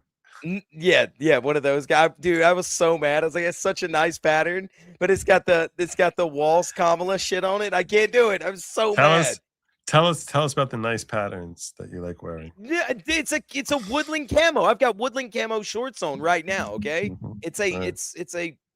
you know what? You're bullying me. They're like they're like booty shorts. Like, what are they? These are running shorts. Yeah, they're woodland camo running shorts. They're above the knee. Okay, they are. I'm just wondering. Why are you picturing me in short shorts right now, Joe? Why are you wanting me to describe them? Why are you in the private chat? I want the audience. I want our audience. I want the audience to get a better comprehension of who it is that I'm bringing to them. So Yeah. All right. Well, anyhow. Ask you time and time again to stop it. So I said C string. I don't believe he's capable of stopping it. I think read the New York Times article about him, Joe. I didn't see a New York Times article. Is there a New York Times article? Daniel Wyman says you can only buy her exclusive wine in the Capitol liquor store with other people's tax money. See, nice. It's very exclusive. I'm not gonna give it the horn for that one. That was very good. That was a good one. Apple cider vinegar.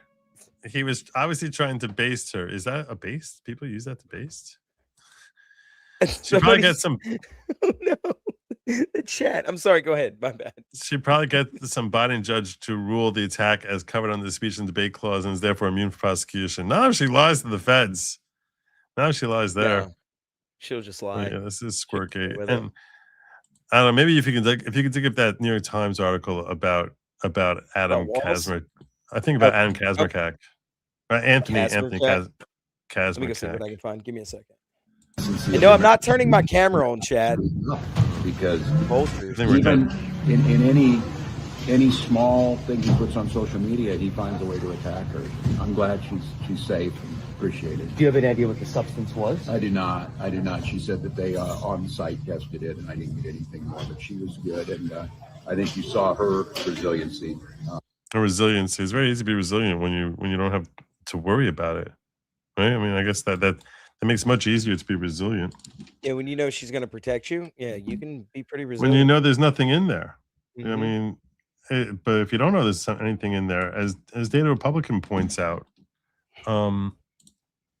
Representative Omar continued her town hall because of one of two options. One, she does not have the self-preservation instincts accompanying being sprayed with a smelly substance, such as getting a doctor to check it out, or even as simple as washing it off. Or two, she staged it. There's no other options, because anyone who has natural self-preservation is going to be like, I need to make sure that this is okay. Some crazy lunatic just sprayed some weird smelling substance on me. I need to know that this is okay. That's something that any person would do, unless it was staged. Yeah, no, I would have been pissed. There's no way.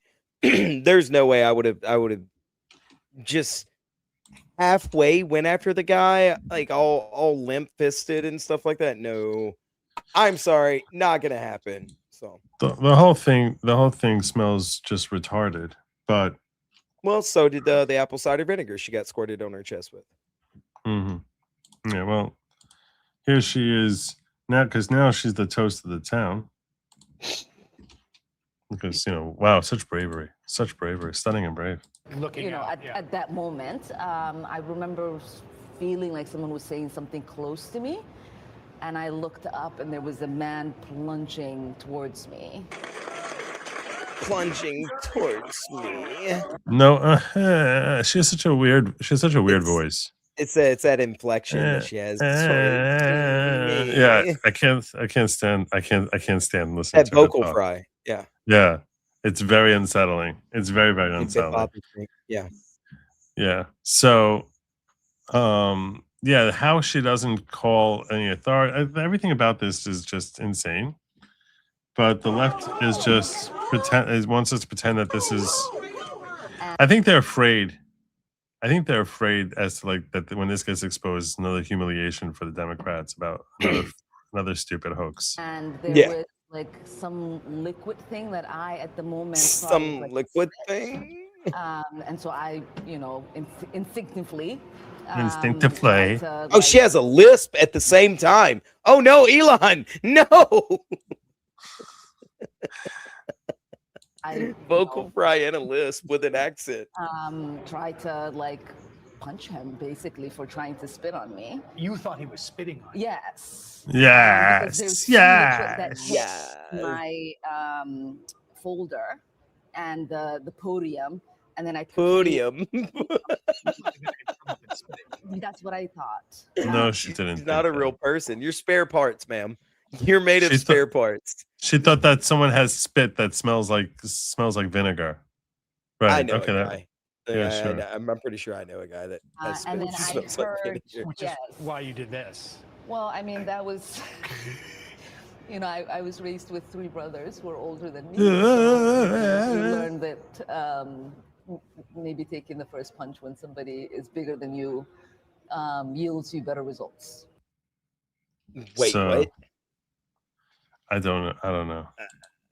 Okay, Elon, you're brain rot. You're a literal brain rot. She is someone the left cannot stop salivating over her. Here she is complaining that now she needs added security because of Trump. That I wouldn't be where I am at today, having to pay for security, Security.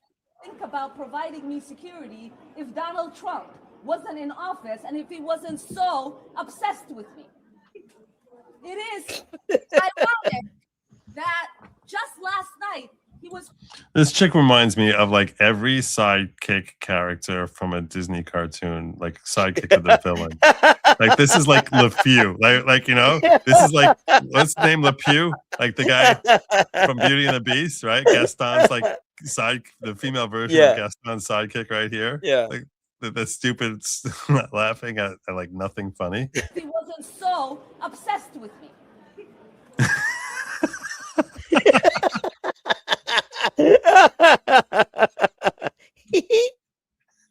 Oh man. It is ironic that just last night he was on stage moments before I was attacked, talking about Wait, me. what? And then when asked about my attack, he said, "I don't think about her." Does he not remember? Is he suffering from dementia? What's the connection there? That doesn't make any sense because Trump didn't squirt on your shirt, ma'am. That was a random white dude. By the way, that article's in the private chat. So Thank just you. because his speech was scheduled at the same time, supposedly she's saying he said something about her in his speech. Yeah, but that doesn't. She's trying to connect the two. Like, well, he has plausible deniability about it, and he knew it was going to happen because he mentioned me. Blah blah. Sorry, ma'am. Calm down. Mm-hmm. Okay, so here is here is the New York Times article. What we know about the man who sprayed liquid on Representative Ilhan Omar, Anthony J. Kazmierczak, frequently posted online about conservative issues. Okay. Well, that doesn't mean he posted in favor of them. He told a neighbor that he was going to get arrested at an event hosted by Mrs. Omar. Okay. The man who squirted liquid from a syringe onto Representative Ilhan Omar in Minneapolis on Tuesday night had for years posted online about his anger at Democrats and had recently told a neighbor that he might be arrested at an event featuring the Congresswoman. Had he? You have any evidence of that? I'd love to see that. Mm-hmm. The man, Anthony J. Kazmierczak, with 55, was tackled to the ground after spraying a brownish liquid smelling of vinegar at Ms. Omar, who was speaking at a town hall event in North Minneapolis. He's now in jail on suspicion of assault, while prosecutors determine what charges to file against him. On Facebook, Mr. Kazmierczak, who went by Andy, frequently wrote and shared posts from others about conservative issues, including some that criticized Democrat lawmakers. Ms. Omar was the subject of one post he shared in 2021, a political cartoon. So this is 4 years ago, a political cartoon that criticized her for hiring security as she made a push to restructure or decrease funding for the Minneapolis Police Department after a police officer killed George Floyd. More than 4 years later, it was members of Ms. Omar's security who tackled Mr. Kazmarchak to the ground in the basement of his Urban League offices. What about in the last 4 years? I mean, 4 years ago is a long time. That's a very, very freaking long time.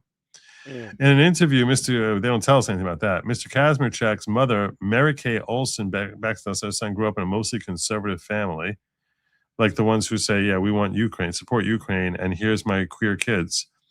She defended him as a sensitive man who had depression and Parkinson's disease. Miss Baxendale said that many of her son's friends are not conservative, something that may have grated on him or something that might have turned him into a raging lunatic.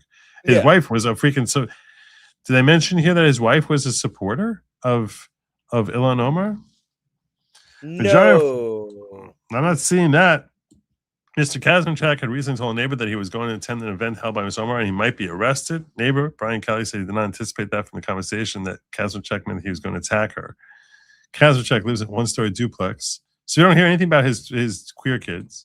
We don't see anything about his wife. Court records do not indicate that Mr. Kazmarchak has never been charged with violent crime in Minnesota, though he was convicted in 1989 of unauthorized use of motor vehicle and driving while under the influence. He remarried in 2013. 4 years later, that marriage also ended divorce. Patrice Benoit's wife, they mentioned the wife from that marriage, said that she had not spoken with him since 2017, but they were heartbroken about learning about the attack. She said she wished peace, strength, and healing for Ms. Omar, as well as Mr. Kazmarchak's family. Do you mention how she's a hardcore Omar supporter? Uh-oh. No. You bring her up, but you don't mention that. It's pathetic. They're such a freaking rag. Kazmarchak has twice filed for bankruptcy. The indignation. It's such utter propaganda. They cherry pick what they're going to share and to that will fit their narrative and omit anything that refutes their narrative. This guy was a hardcore MAGA voter, dude. Did you not see him? Why did they not show us the post of what he said here? Yeah. They're saying on Facebook, Kazmarchak shows support for President Trump, Turning Point USA, the group founded by Charlie Kirk and other conservative figures, as well as Israel and Ukraine. In 2022, he shared a news article about candidate challenging Representative Cori Bush of Missouri, a progressive lawmaker who, along with Ms. Omar, is considered as part of a group called the Squad. Cori Bush isn't there anymore. Ms. Omar, a Democrat, was sworn to Congress 2019. This is the stupidest article I've ever seen. Why are you giving me this, he Karen? didn't even This is insane. He didn't even use the whole syringe, by the way. This is, I mean, I don't know what the hell he's doing with that syringe. This is the weirdest. This is such crappy reporting. It's clearly apple cider vinegar too. Like they've got a good picture of him being like caught by security on Twitter. Mm-hmm. You can see brownish liquid.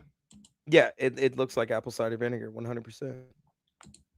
Yeah, well, I just think this is just. He didn't even do the whole syringe. Like a quarter of the syringe is still filled with liquid. My private security is cutting to my bananas and rice project budget. Ilana, I can fix her, Omar. Yeah. So I'm sorry. I'm fairly certain that this here was a staged incident. And I just really hope the FBI is going to dig into it and expose this. That's what we can hope for. I'm going to squirt her on the shirt with some apple cider vinegar. Take that, Elon. That's what you get for not liking Donald Trump and turning my kids queer. How do you feel, man? All right. So, all kidding aside, the guy sitting over here to my left doesn't really know the first damn thing about what happens in politics, except when he shows up here. So, I'm going to ask you a question. Have you heard of a guy named Alex Pretti? Alex Pretti? No, not at all. You don't know who that is? No. Are you serious? I'm terrible with names, though. You're really serious? You have no idea who Alex Pretti is? No.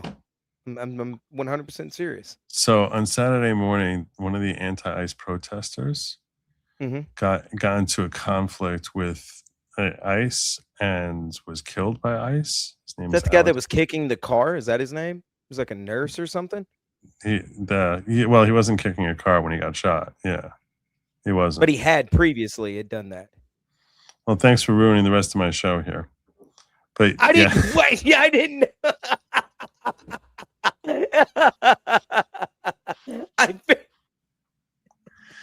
Thank you so much.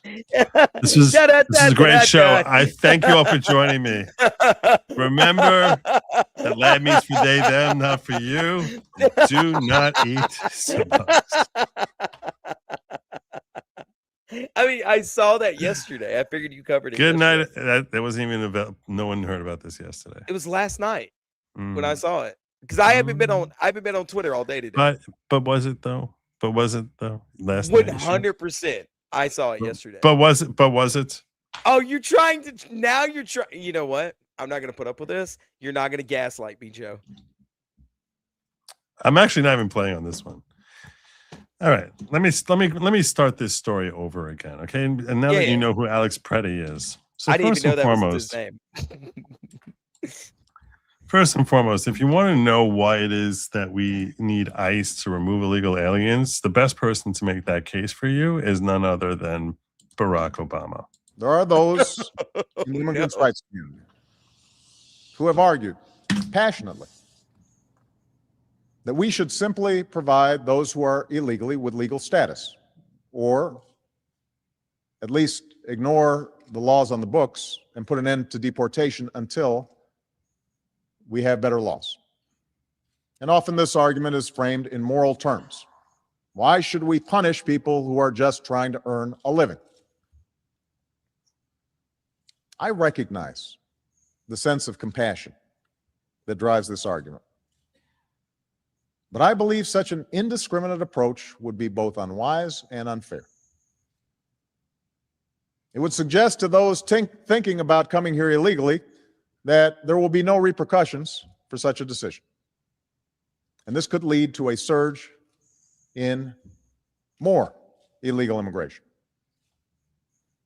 And it would also ignore the millions of people around the world who are waiting in line to come here legally. Ultimately, our nation, like all nations, has the right and obligation to control its borders and set laws for residency and citizenship. And no matter how decent they are, no matter their reasons, the 11 million who broke these laws should be held accountable. There you go. So there's Barack Obama, as recently as 2010, explaining why we need to deport these people. You know what? I don't think doesn't matter how nice they are. Should, because Barack said so. You know what? I'm on the other side now. Against it. If Barack agrees with us, we're doing something wrong, Chad. That's the difference between a leftist and a MAGA. It's like if Barack Obama says something I agree with, I'll be like, yeah, that I agree with. Yeah, 100%. Meanwhile, you got signal chats where they are basically, this is, if you want to hear what it's like to be on a signal chat, if you're in Minnesota and with this army that's been put together to fight against ICE, this is what this army sounds like. That's correct. Hey, firm. And then different make and models for the cars, or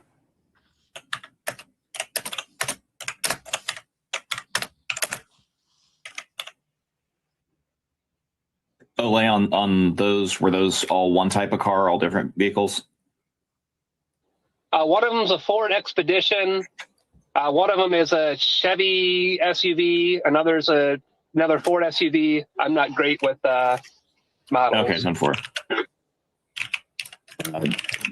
Break-in, dispatch break-in concerned a first vehicle is leaving. There are 3 tailing. They're going east on 8th Street Avenue. Thank you. Can you say there's cars tailing them? Affirm.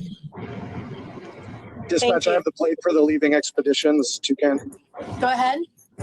Maryland 2 Foxtrot Juliet 0549. Affirm, we have that. Melly, the dispatch. Go ahead. Can I get our plate for a plate check?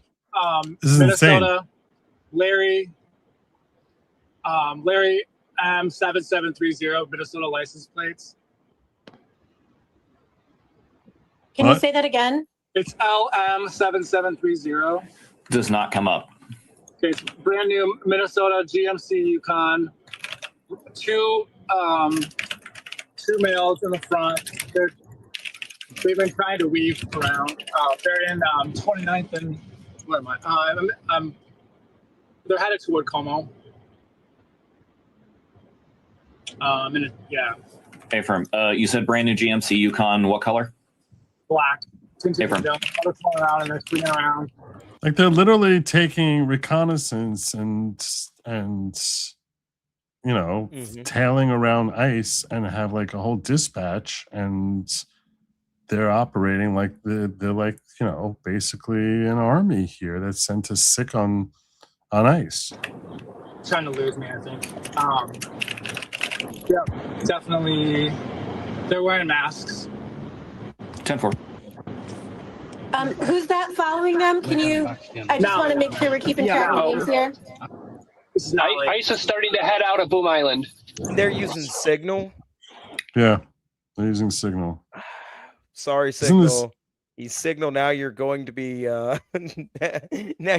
infiltrated, and your whole encrypted, super secret, special platform that's like Discord, but safe to use, will now no longer be safe because of y'all allowing these retards to do this stuff.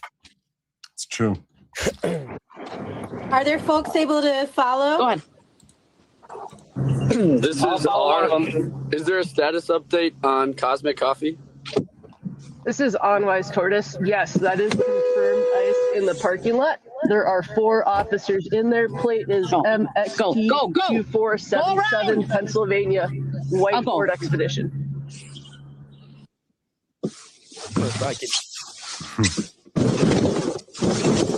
Where is that coming from? Wolfbird, you need to mute. Wolfbird, mute. screaming F you at ICE. Look, you ICE. You're being real mean to these Mexican guys. Yeah. This is what this insanity is. This is what they're dealing with. Well, anyway. So Alex Pretti's final assignment with ICE Watch. This is what he did. This is what happened to him right before he died. A breakdown of that. Terror organization ICE Watch. The work that some of these investigators are doing is going to save this country. The Oversight Project over on X just these are the people who are investigating the anti-ICE people he's referring to. Released a thread earlier today that shows what many people believe to be the last assignment that Alex Pretti accepted. In this thread, using the data that was released from Cam Higby's infiltration of the signal communication channels, shows everything that seems to have led up to the event where he lost his life. For those of you that have been following along, you know how the signal chat works. They have dispatchers that are taking information in from the field, and then they're dispatching observers and other folks who are engaging in domestic terror tactics, breaking federal law. They send them out to interfere with ICE actions, to impede and to obstruct. And in this instance, Salacious B. Crumb sends out a dispatch saying multiple ICE agents at Glam Doll Donuts. Sounds like conspiracy obstructor ass to me. It sounds like a RICO charge. Like there's a whole network of people engaging in this conspiracy to impede ICE. Mm-hmm. Now you have to say that the intent here is for them to impede ICE, and that's what their objective is. And they're going to say they're just peacefully observing or whatever. They're legal observers. That's what what the arguments are going to be. But yeah, I agree with you. Joe, you get that lady screaming, F you, and discussing following them. So. Yeah, I mean, following them is not technically a crime. It's what they do when they catch up to them. Yeah, Joe, it's Thursday, so technically he's right. He saw it last night. There you go. So you are technically accurate. You did. I'm not trying to be You know what? I pay attention to one little thing, and I get it. I'm going to give you the timing on these things. You'll see. I don't know. 4 vehicles, pushing commuters, pepper spraying, 1 observer abducted. Next, you see a video recorded from inside. Again, this is Alex Pretti's last day. This is how he ended up there that morning of that Saturday morning. The donut shop, showing federal agents trying to gain entry but were locked out. One of those 2 are alleged to have been involved in the shooting of Alex Pretti. And following this thread in sequence, after Salacious B. Crumb sends out the dispatch about the event that was taking place at the donut shop, Alvin Q responds and says, at Friendship Co-op, I'm moving west on 38th to spot. Will update. And then they showed a map of the location. So that's Alvin Q is Alex. That's him saying, I'm on my way over there, where you just sent me. You can see where the donut shop is and where the shooting occurred and where Alvin Q responded from and said he was heading in that direction and will update. And you'll notice the timestamp on Alvin Q's response. It's showing 9:47 a.m. Eastern time, but this actually occurred at 8:47 a.m. Central time. So this was obviously taken from somebody's phone in the Eastern time zone. This occurred at 8:47 a.m. And then at 9:02, just 15 minutes later, Salacious B. Crumb says agent firing something at observers, possibly firing guns. One observer on the ground, possibly shot. Nicolette at 26th. By accessing previously released data through a data breach, Project Oversight was able to find information on an Alex Pretti using the handle Alvin Q. Pretti. Remember, Alvin Q., who responded to the dispatch to head to the location where the shooting happened just 15 minutes later. It is now believed that same Alvin Q. is the one who opened this Twitter account back in 2016 under the name of Alex Pretti. So there you go. So we see that it seems like he was sent there by this dispatch to head on over there. So I think that's an interesting bit of news which you did not know yesterday. Okay, hold on. I told you exactly what I'd been doing all day today. Mm-hmm. I had not been on Twitter all day today. So how would I have seen it otherwise? So posted at 4:50 p.m. yesterday is this video, which is from a week before. A week before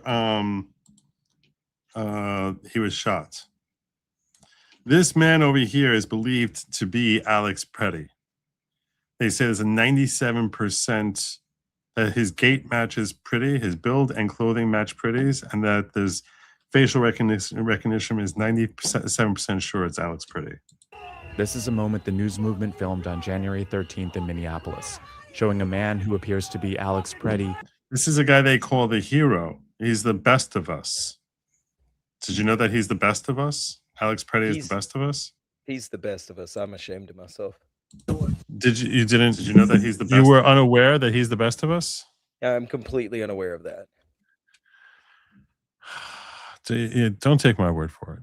I'm not going to. I don't take your word on anything. You don't know when videos are released.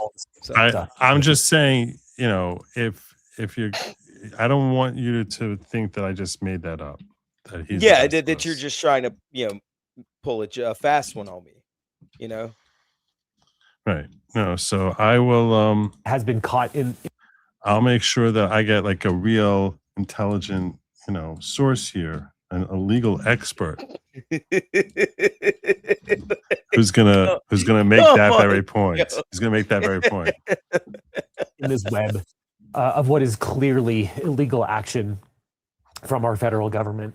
Like I said, it doesn't change the legal analysis, but it does say something that Alex Pretti and Renee Good before him seem to be the best of us.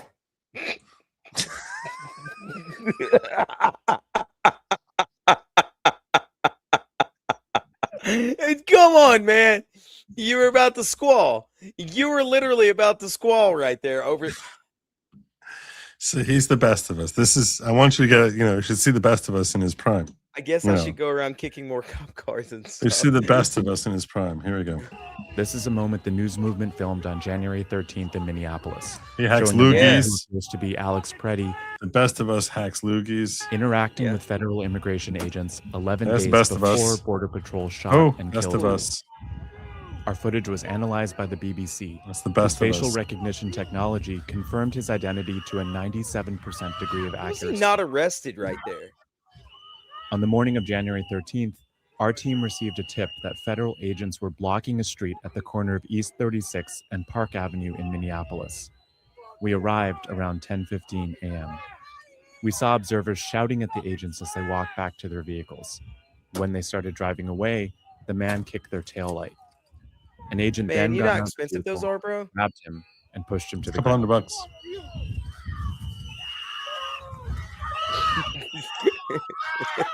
That's my favorite part.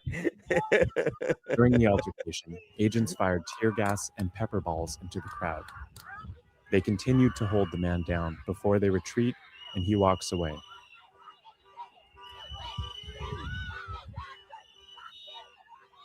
The man in our footage is wearing a similar outfit to what Pretti was wearing on the day he was killed. What appears to be a gun is also visible above his waistband. So It's this just a syringe, jackass, guys. you see here over here is the gun. This jackass went to confront ICE regularly while carrying a gun. Stupid. It's just stupid. Wait, somebody in the chat says he was screaming help, help. Is that him? Is that him screaming help? Oh no, Alex, what'd you do?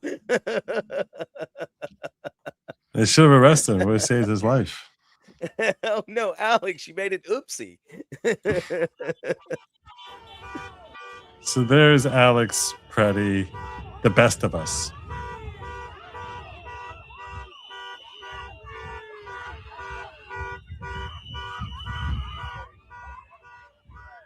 Here, he continues to stand at the scene. Alex, what were you doing, man? Being a silly little goose.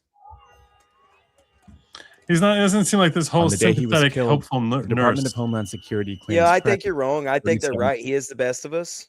You know, Yeah. I think yeah. I think we should all go kick more taillights out of expeditions. Yeah. Come on, man. This stuff happens, and then they run with a narrative, and they're like, this stuff always comes out. Have they not figured it out yet? You could just disavow his actions. You could do whatever, right? There's a way to play this. You don't have to play him like he's some saint. You could just say, like, you know, you could do it like he was some sort of vigilante standing up for what he thought was right. You know, you could play that hard line with it, but no, they always got to do it like these people are sweet baby angels, and then their past comes out, or a video like this drops, and everybody goes, oopsie, and just ignore it. The left entirely ignores it. They look the other way and go, oh, no, that never happened. He was a sweet baby angel. He was a nurse. He helped veterans or something like that. Like, come on, man. What are you doing? Yeah. I'm trying to find here. I'm missing another one of these that I had where just keep everyone entertained for a minute because I gotta find something here. That's Joe is never got everything ready. It's the craziest thing in the world. I come on here every week and he's not prepared. He's yelling at me. Y'all should see how he yells at me before the show. It's very, very rude. I don't know why I keep doing it. It's merely charity at this point. Is what I'm doing. It is charity. It's there's a clip with Elizabeth Warren doing her reading. No. Is she on the warpath? No. Oh, here it is. Okay, I got it.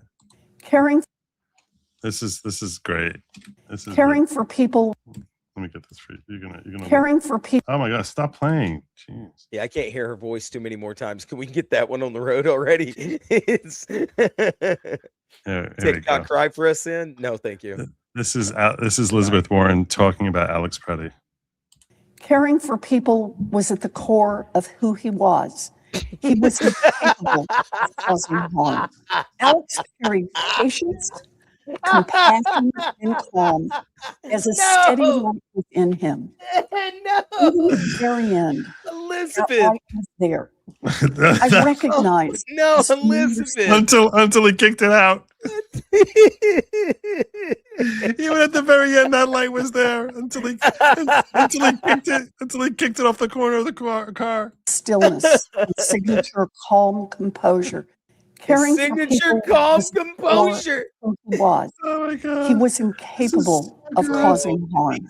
Alex carried patience, compassion, and calm as a steady light within him. This is so good. Even at the very end, that light was there. I recognized his familiar stillness and signature calm composure. That light was there until he was peeing his pants because he got caught. Oh my God. Oh my God. Elizabeth. Isn't that so great? Elizabeth, you got to get better handlers, okay? You got to get better assistants around you that are on social media. You've got to give look, let me tell you something, sweetheart. You have got to allow these stories time to breathe before you run out there and do a big dumb speech. Okay? Yep.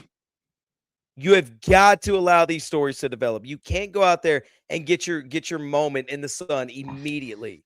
All right? Because then you're going to end up having people meme you to death like this. Oh. Here's another angle of the same thing. This one just came out like an hour ago. Did you see this one 4 days ago also? No, I didn't. No, I didn't see this one 4 days. I just want to know. You're like, I saw this last week. Think, like, hold on. Dude, he was alive last week. Do you think I was sitting at a closing table with lawyers and doing all kinds of business? I don't know.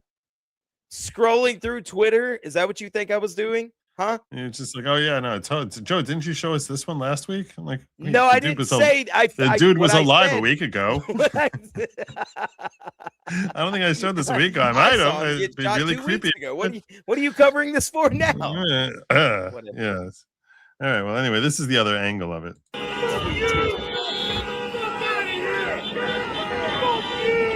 This is the caring, compassion side of him.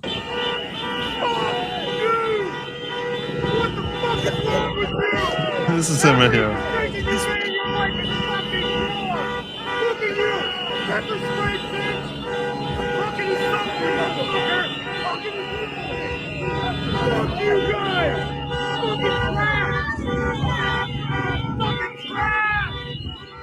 Yeah,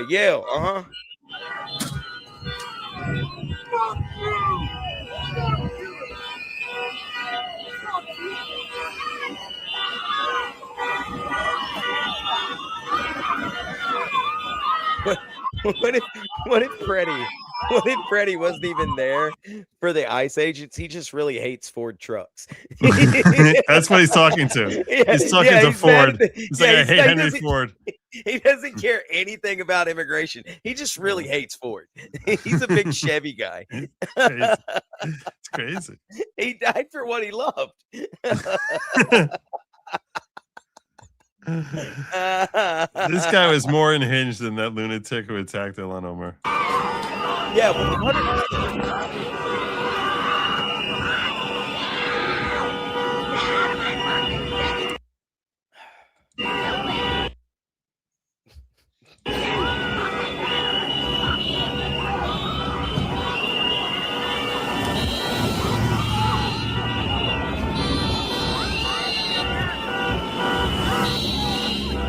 So that's when I guess his ribs were supposedly broken. Yeah, somebody says those are Chevys. Those are clearly Ford's, Spud.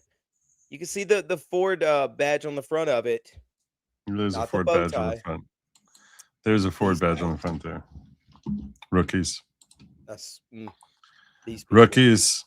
See, I'm a Ford fan, like a normal human being. Okay. Police in Maple Grove, Minnesota, arrest about 30 more insurrectionists an hour ago at another ICE protest at a hotel. All right. Okay. See, that's what we're talking about. That's what we're talking about. Good on them. Good on them. In case you didn't know this, you know where they got their ICE members from. So No, when I you have call no a clue. gun was the 2 extra magazines, you could see the empty holster and one that they zoomed in a bit. His holster was just past 3 o'clock. Oh, okay. My mistake. They called it a gun, not me. But I'll take the blame for repeating it. So do you know where they got ICE agents come from? No, not at all. Well, this deranged psychopath has a theory. Furthermore, there's a reason why we have not seen a resurgence of the Proud Boys. That's where she's going. And that is because I believe a lot of them are likely made ICE officers. Again, I've said this on the show before. I've not seen any deep dive reporting Man. No one has any evidence of this at all, but this is my theory. who these people are. But they certainly adopt a lot of the ideology, How so? a lot of the tactics, a lot of the. How so? They know a lot of cereal brands. It's very weird. How so? Wearing masks. Every leftist wears a mask everywhere they go. At every protest. Well, the Proud Boys never wore masks. That was the other guys. Yeah. And it sounds a lot like their founder, what they initially put out. And so because Stephen Miller backtracks, I don't really care. I wonder about all the incidents that are not caught on videotape. I wonder about all the people who are sitting in detention centers right now as we And a Navarro sin. sit here, who are malnourished, who are without life-saving medication, children who have been kidnapped. Did you just say ICE officers are militia? Yes, have you not been paying attention? Yeah, I they think certainly you're mirror stretching the that a little Gestapo. bit. You know, that's very. I don't think I'm stretching Gestapo. anything. I Yeah, think we have seen that's what we more- have not well, seen. you know, What we have this not is seen are actually a gang members committing this is a violence. What we federal have and seen state are ICE mandate. agents You're Hold on one pushing that second. a little bit But there. Tiffany, That's- you're that's saying way that offside. you're just making a supposition here. There's no concrete evidence. Nobody has any reason to think what you're saying makes any sense at all, much less has any truth behind it. But you just keep throwing that out there. You got to be actual careful. That's way there was offside. some supports. There DHS. was These are some men and Well, women actually, serving the we government, have seen white supremacist tattoos risking their lives, on serving. What are white supremacist tactics? What is that? What are white supremacist tactics? How are they different from violent leftist tactics? What are the? What's the difference? I don't even understand what the hell that means. Yeah. I mean, it's like seriously. I think that like there's like 4 brain cells here which are working way overtime on this theory. risking their lives, they're taking lives. You're calling them Kevin. Proud Boy militia. You're- Did you say that? I did not call them a Proud Boy militia, but I think it's disgraceful You're that you're way sitting here. offside. Way offside. I'm actually not, being but I put in think that there charge. are white supremacist tattoos on there. What makes you say white supremacists? It's like you make it sound as if they're going after black people, which they're not. They have to be going after illegal aliens, many of whom are brown people. Very few of them are black people, as far as we know. So you would think they'd be going after black people if they're white supremacists, right? I mean, that's the big bad of all white supremacy, right? Like, I think it You would goes. think. All right, so from what I know, coming from the South and having some, We're gonna get some tier racist rankings. family members, We're gonna right? give Yeah, us tier rankings. Are they income? Attention, chat. We're about to get tier rankings on Of white on supremacy. White supremacy. White, not his personal. not mine, like, but people I totem know pole, that I've totem met. pole of like worst of the Yeah. worst who are targeted by white supremacists. So let's go. What do you got? I think. What do you got, white you good old supremacists- boy? I think white supremacists. The big bad is usually black people. Right up under that are going to be Joe Neermans, people like him. Right up under that Wait, would blacks be are worse than Jews? yes. Yeah. Really? Yeah. I Oh, thought Jews- 100%. I thought Jews were the top. No, I'm feeling a little offended. Well, see, the problem is, right, with Jews is y'all can be beneficial. You know what I mean? Y'all are lawyers, y'all are doctors, y'all are, you know what I mean? So in the white supremacist eyes, they think that they could use you for things. You get what I mean? Like, Oh, you know, my We're used- accountant is a Jewish guy, even though I don't like him. You know what I mean? He does help me with my money. Obviously. But no, it goes. This is so bad. Blacks, Jews. No, please tell us more about your Hispanics. friends, the circles that you know, not totally not Hispanics. you. Nick Fuentes told me all this. Okay, see, there Okay. you go. I'm out of it. I So saved it's myself. Blacks, the Jews, Yes, the Jews, Hispanics, and then Asians at the very bottom. then Asians. At the very bottom, So yeah. Hispanics are worse than Asians. Oh yeah. Okay. All right. Yeah. Fine. I'm not saying that they're useless. I'm just telling you what people that I've met before have, at the way that they talk. It's usually they really don't like black people. It's so strange. And also I can't be a white supremacist. Okay, I have 2 black people on my show. I have 2 black friends. So what are you saying? I have black friends. Yes. I have black friends. I do a show with a Jewish guy. Aha, get me now, chat. What are you gonna do about that one? I clout chase a Jewish guy. Yeah. No, I that's good. clout chase a Jewish guy.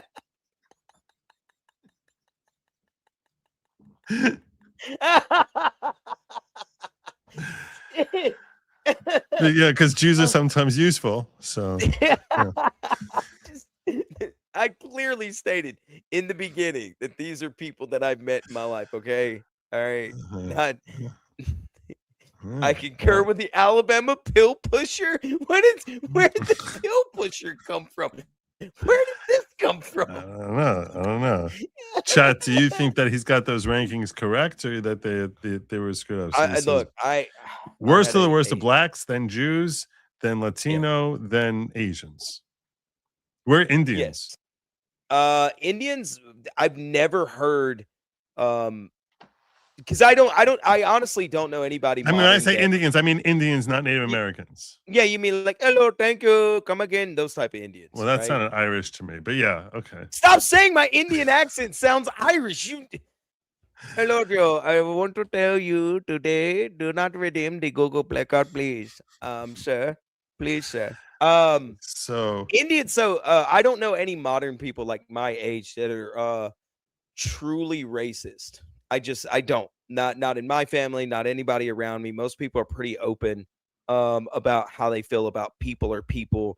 It's not a race thing anymore. But the older people that I met, like great grandfathers and grandfathers, things like that, uncles, whatever. Dude, they really didn't like black people. And I never heard them mention Indians ever. Really? So, yeah. And what about the Indians, like the Indians? Those. Oh, they don't care about them at all. They're cool. They don't care about they them all at all. claim to be. So like, here's the other thing too with white supremacy, or the like racist white people that I've met in my life. Almost every one of them claim to be Cherokee. Really? Almost every one of them claim to be like some percentage Cherokee. So they're cool with Native Americans. Like Liz Warren, basically. Yeah. What about? So I want to go down like a little bit deeper into this dive. What about Irish? Most of them are Irish or German. Most of them are Irish or German. Now they don't like Italians. They don't like Italians. Yeah, but Italians aren't really in the ranking. You know what I mean? They just don't like them. Right. Yeah. Right. It's because I thought most of them are like British or like German. Yeah, usually, but there's a lot of Irish people too. I was gonna say no one likes the Irish. The Irish, when they came here, they were really. There was a lot of racism against the Irish. Mm-hmm. Yeah, of course. But, I'm saying in the late 19th century, there was a lot of racism against the Irish. A series of bats. That's true. Damn, I never realized that. I'm just telling you, I've met a lot of old school Southern people that and the rules had changed over time. Where like my great granddad was like, you don't even talk to black folk. My granddad was like, you can talk to him, you can go fishing with him, you don't let him come to your house. And then it's just I'm not kidding with you. I'm not joking with you, man.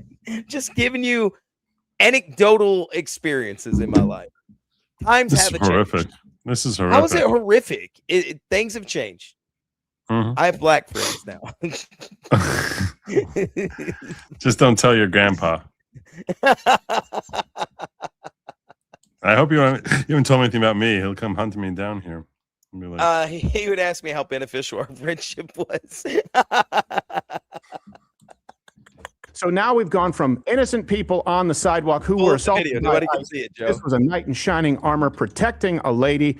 To, okay, well, maybe they were out there in the street, but it's confusing. That was one time. Or were they doing this potentially all day long, impeding a lawful process and putting other people at risk? Was this going on throughout the day? New footage. This is not the same altercation as well. I don't know. Sorry. So it was Elian shared this with me and was like, basically, you have to watch this, Joe. But I think he shared this with me before. I think this is the same thing that we. Okay. So now I apologize. I was trying to click it open and you were talking, and I didn't mean to cut you off like that. That was no. You're fine. That was unintentionally rude of me. No. You were busy explaining to everyone just how much your family hates anyone who isn't a WASP. You were in the middle of explaining all that to us. I feel bad about cutting you off on that. That was you were saved by Uzelians, who said that Joe's new footage about Pretti that came out yesterday. Yeah, that was the footage that I was planning on sharing. So you showed the one that I saw. Yeah, that came out yesterday, meaning like Wednesday. It was last night before I went to bed is when I saw that. I was doom scrolling. Spuds asked, did she run out of Summer's Eve? Talking about the squirting Also, it was a stunt squirt gun. There you go.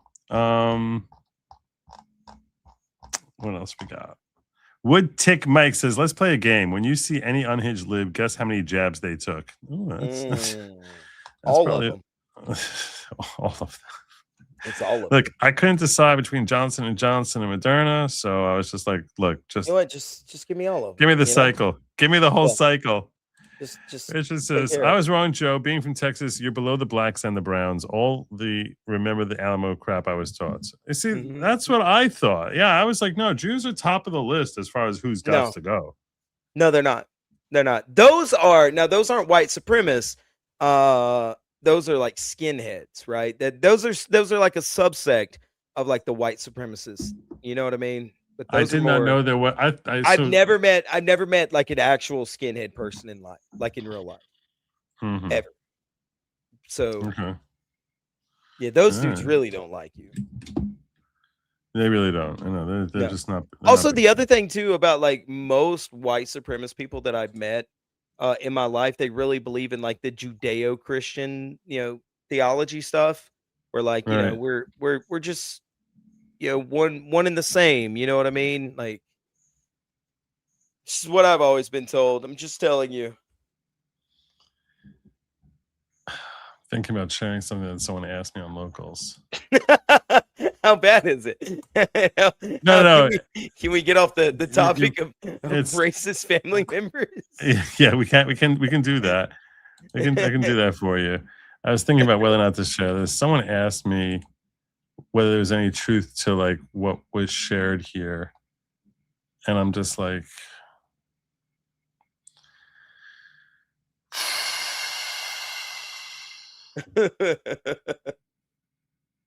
all right, this is against my better judgment. Uh-oh. Well, I've been there tonight. Someone asked, yeah, like 3 minutes ago. Someone asked me to share this off, so I'm done with Pretti. We're gonna switch gears here, real quick, and I'll close out with this.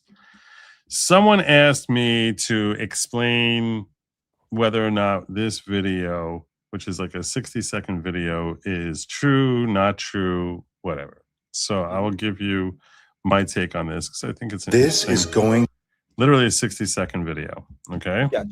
I'm here. Which involves translating Hebrew. So, but it's related to Judeo-Christianity. Okay. Yeah. So I'll break down for you what parts of this seem accurate to me, which parts seem inaccurate. This is a little bonus feature that I'm giving you because we didn't hit our mark today. I didn't feel like we hit our mark today. We did.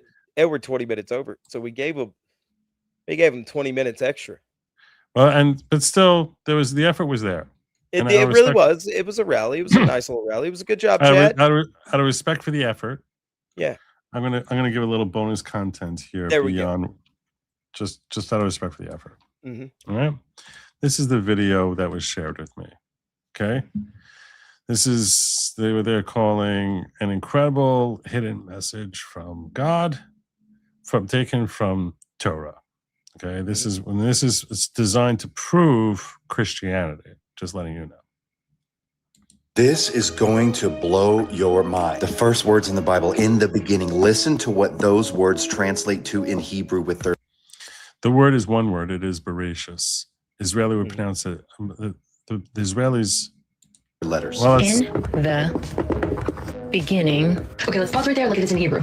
Hebrew word for beginning is this word right here, Beresh. It's not Bereshis, it's Bereshis.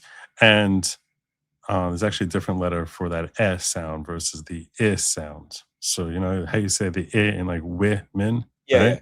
Or in the beginning. So that I sound is the way that the if you look at syllable versus consonant, right? Mm-hmm. So when you're looking at Hebrew, it is read in this direction from right to left, right? And so backwards, would be backwards from English and most Western languages, and actually, the logic as to why, as I heard that the logic for that is that the original writings were carved, and you would carve this side up, right? So that's why you would carve that way, as opposed to writing. When you're writing, you don't want to smear, so that's why, because it's ink, so you would want to work from left to right. So they assume a right-handed person writing it. So if you're writing it right-handed, it's easier to carve in this direction. That's a theory people came out with. But yeah, anyhow. So yeah, it starts with, so just so you understand, the letters here are all a consonant sound. Almost always, it's a consonant sound, okay? Versus a vowel sound. So what Moses did when Moses got the Torah, we actually believe that Moses got the Torah, that there really was there's different versions of the Torah. There's what we call Torahs Moshe, the Torah that was given to Moses, which is actually different than the Torah that they had in the heavens before Moses got the Torah at Sinai. Sounds crazy. I understand that.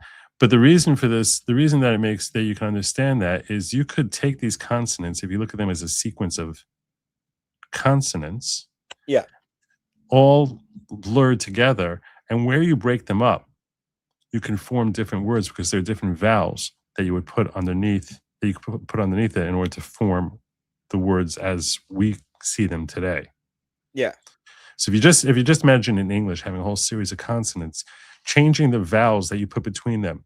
Imagine you just saw a sequence of letters, right? C, N, V, G, T, L. You just saw that, right? Just imagine you saw that, and you could choose to put in whatever vowels you want between them and break up those letters in any way that you want. So that derivation as to how to break it up and what vowels to insert, that's the Torah that God gave Moses. Okay. Yeah. First word in the Torah is 6 letters. These 6 letters here, which is, when in Hebrew, these letters are called a beis. This is called a resh. This is an aleph, which is the first letter of the alphabet. The beis, by the way, is the second letter of the alphabet. This is a shin, a yud, and a tuf or a suf. Now, Israelis, this tuf or suf, we read this as a suf, which has an S sound. Israelis read it as a tuf. They don't have a suf, the Israelis. They would read it as a T sound. So we read this as bereshis. They read it as bereshit. So that's how they read this word. Rashis, now be means in. Rashis means the start. Okay, so this word rashis. So the way, when they'll have a root word. So in this word, for example, the first word, the 3 letters here, meaning the second, third, and fourth letter, that is the root of the word. And now you have a prefix in the beginning, which is this beis, and a suffix on the end, which is these last 2 letters, the yud and the saf. So this root word here, it means head, start, first. You can say, but basically it means something to be like front, the head. Bi over here, this first letter, just means in. So in the first, in which people in English have turned this to in the beginning. Okay? But it really means like in the first, or the bi could also mean at or of, but it basically, it's commonly accepted to mean in the first, or as in King James version, they changed it to in the beginning. So they're about to break this down here. That's why I'm walking you through this. Sheets. And remember, they read from right to left. So we will break down every letter together. So from right to left, this is the letter beit, resh, aleph, shin, yod, and tav. Beit, resh, aleph. She doesn't say that quite correct, but okay. Yeah, but we get it. Yeah. Right. Aleph, shin, yod, tav, spelled bereshit, which means the beginning, and it's already forming a sentence. The Son of God destroyed by his own hand on the cross. No. What? What? What? Why? Wait, no? No. There's no way. That's not what that says at all. That's not what that says at all. First of all, okay, so she does this very fast. So when she says beis, the beis over here, she makes son. Okay, let's see if she breaks this down a little bit more. I've never heard anyone use the word suf or tough as a reference to the cross covenant. It doesn't mean that word anywhere. I don't know what the heck I don't even know what she's talking about. That sounds totally made up. This letter, this tiny little letter here, is called a yud. And the word yud is very similar to the word yad. The word yad does mean hand, right? In other words, it's a 2-letter word. Imagine if I asked you to spell the word for the letter S. So if I asked you to spell the word for the letter S, you would spell, how would you spell that? Or F, you would spell it E-F, right? Or S, it would be E-S. Yeah. Right? If I asked you to write out how you would spell the letter itself, so M, you would write E-M, Or for C, you would write, I don't know, CE or SEE, right? In order so someone, when they're reading it, they understand how to pronounce that letter. So this tiny letter over here, which is the fifth of the 6 letters, is called in Hebrew a yud. Now, the yud is similar to the word yad, and the word yad is an actual word which means hand. So that I can accept. You know, you want to say that the word, you want to translate the word yud as hand. Okay. I have no idea what the heck stuff has to do with the word cross, covenant, anything of that nature. It doesn't mean anything of that kind. I don't know what she's talking about. I will say that the first letter that she says is a base. That is sometimes referred to as, like, you could say ben of something.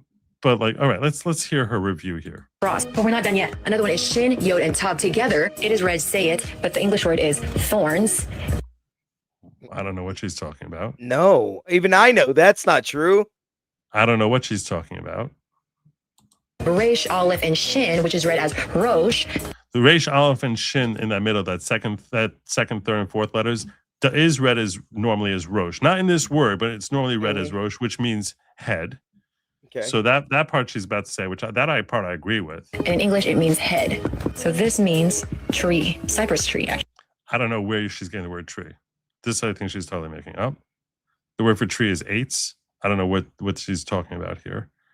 Actually, these two together, the shin and yod, means gift. Okay, let's. What? Shin and yod mean gift? I don't know what the heck she's talking about. That also, I've never heard anyone even say remotely anything like that. That's got nothing to do with Hebrew or anything that I've ever seen. So she's basically taking all these different things and saying this is this is that. And a little bit of it I agree with, meaning rosh means head and the yud means hand. But like the other stuff where she's talking about cross, covenant, gift, thorns, I don't know what she's talking about. She also threw in there very quickly over here, because she's doing this so fast, that this bays means son. The word bays, I mean, there's a word ben, which means son. If you ever heard the word Benjamin, right? The name Benjamin, it comes from the word Ben Yamin, which means the son of my right hand or whatever. So like the word Ben means son, but that would be 2 letters, which, you know, one of them is missing. You want to say that, you know, the letter bays, which is the first letter of the word here, is short for Ben. Okay, I guess if you're trying to cram it in, but it's not really. I've never seen anyone refer to that as meaning son. So I feel as if they're trying very hard to creatively, shove this in here. And I don't know where cross or covenant. I don't know what that has to do with that final letter, which is tough. Yod and tav together, it is read say it, but the English word is thorns. Don't know what that means. Resh, aleph, and shin, which is read as rosh, and in English it means head. So that part is accurate. So this means tree, cypress tree, actually. These two together, the shin and yod, means gift. Okay, let's try to put this together. The Son of God destroyed by his own hand on the cross. Where did we get destroyed? Where'd that happen? Where did that come from?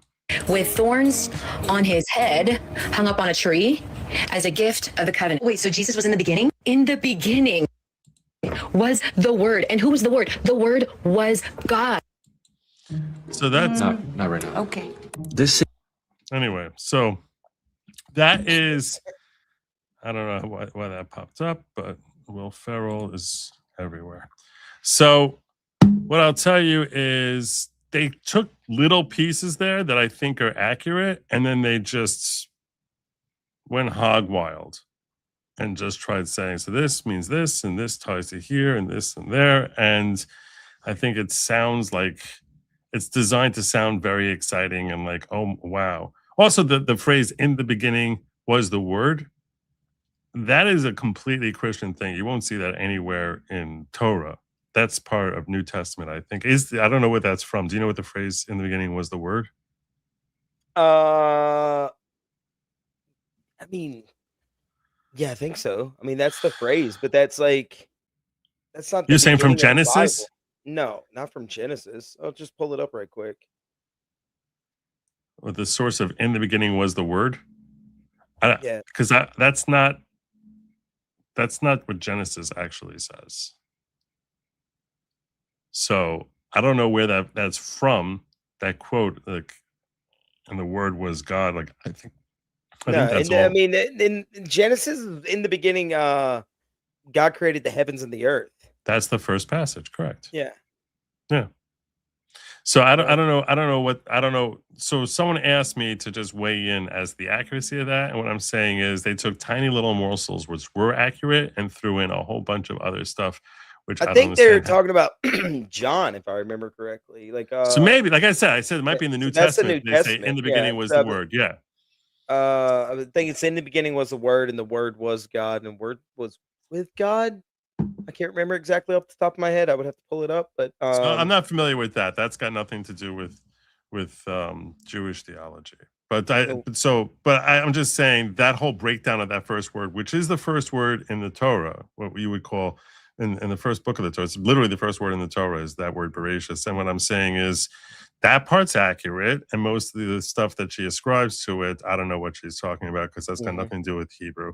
Or really stretching I think I Hebrew. actually have those backwards. So yeah, they're talking about First John. So in the beginning was the Word, and the Word was with God, and the Word was God, and the same was in the beginning with God, I believe, is 1 and 2. So yeah, they're in the New Testament. So Ed is saying she's starting a Christian dogma and she's using that as an interpretive lens to make the words mean what agrees with her dogma. The word is from John in the New Testament, John 1 in the New Testament. There you go. All right. So that's what so someone asked me because they know I read Hebrew, like, and understand Hebrew, biblical Hebrew, certainly to a pretty significant degree. And so that's my read as far as I'll tell you parts of it, like the Rosh part. yeah, but the New Testament wasn't even written in Hebrew; it was written in Greek. So yeah. So they wouldn't even have a. First of all, John 1:1 would not be in the Torah anywhere. Second of all, it would be in Greek. So you need to be translating it from Greek, not Hebrew. I often wonder, like, from the New Testament, like how much is accurate the translation from Greek to English, even.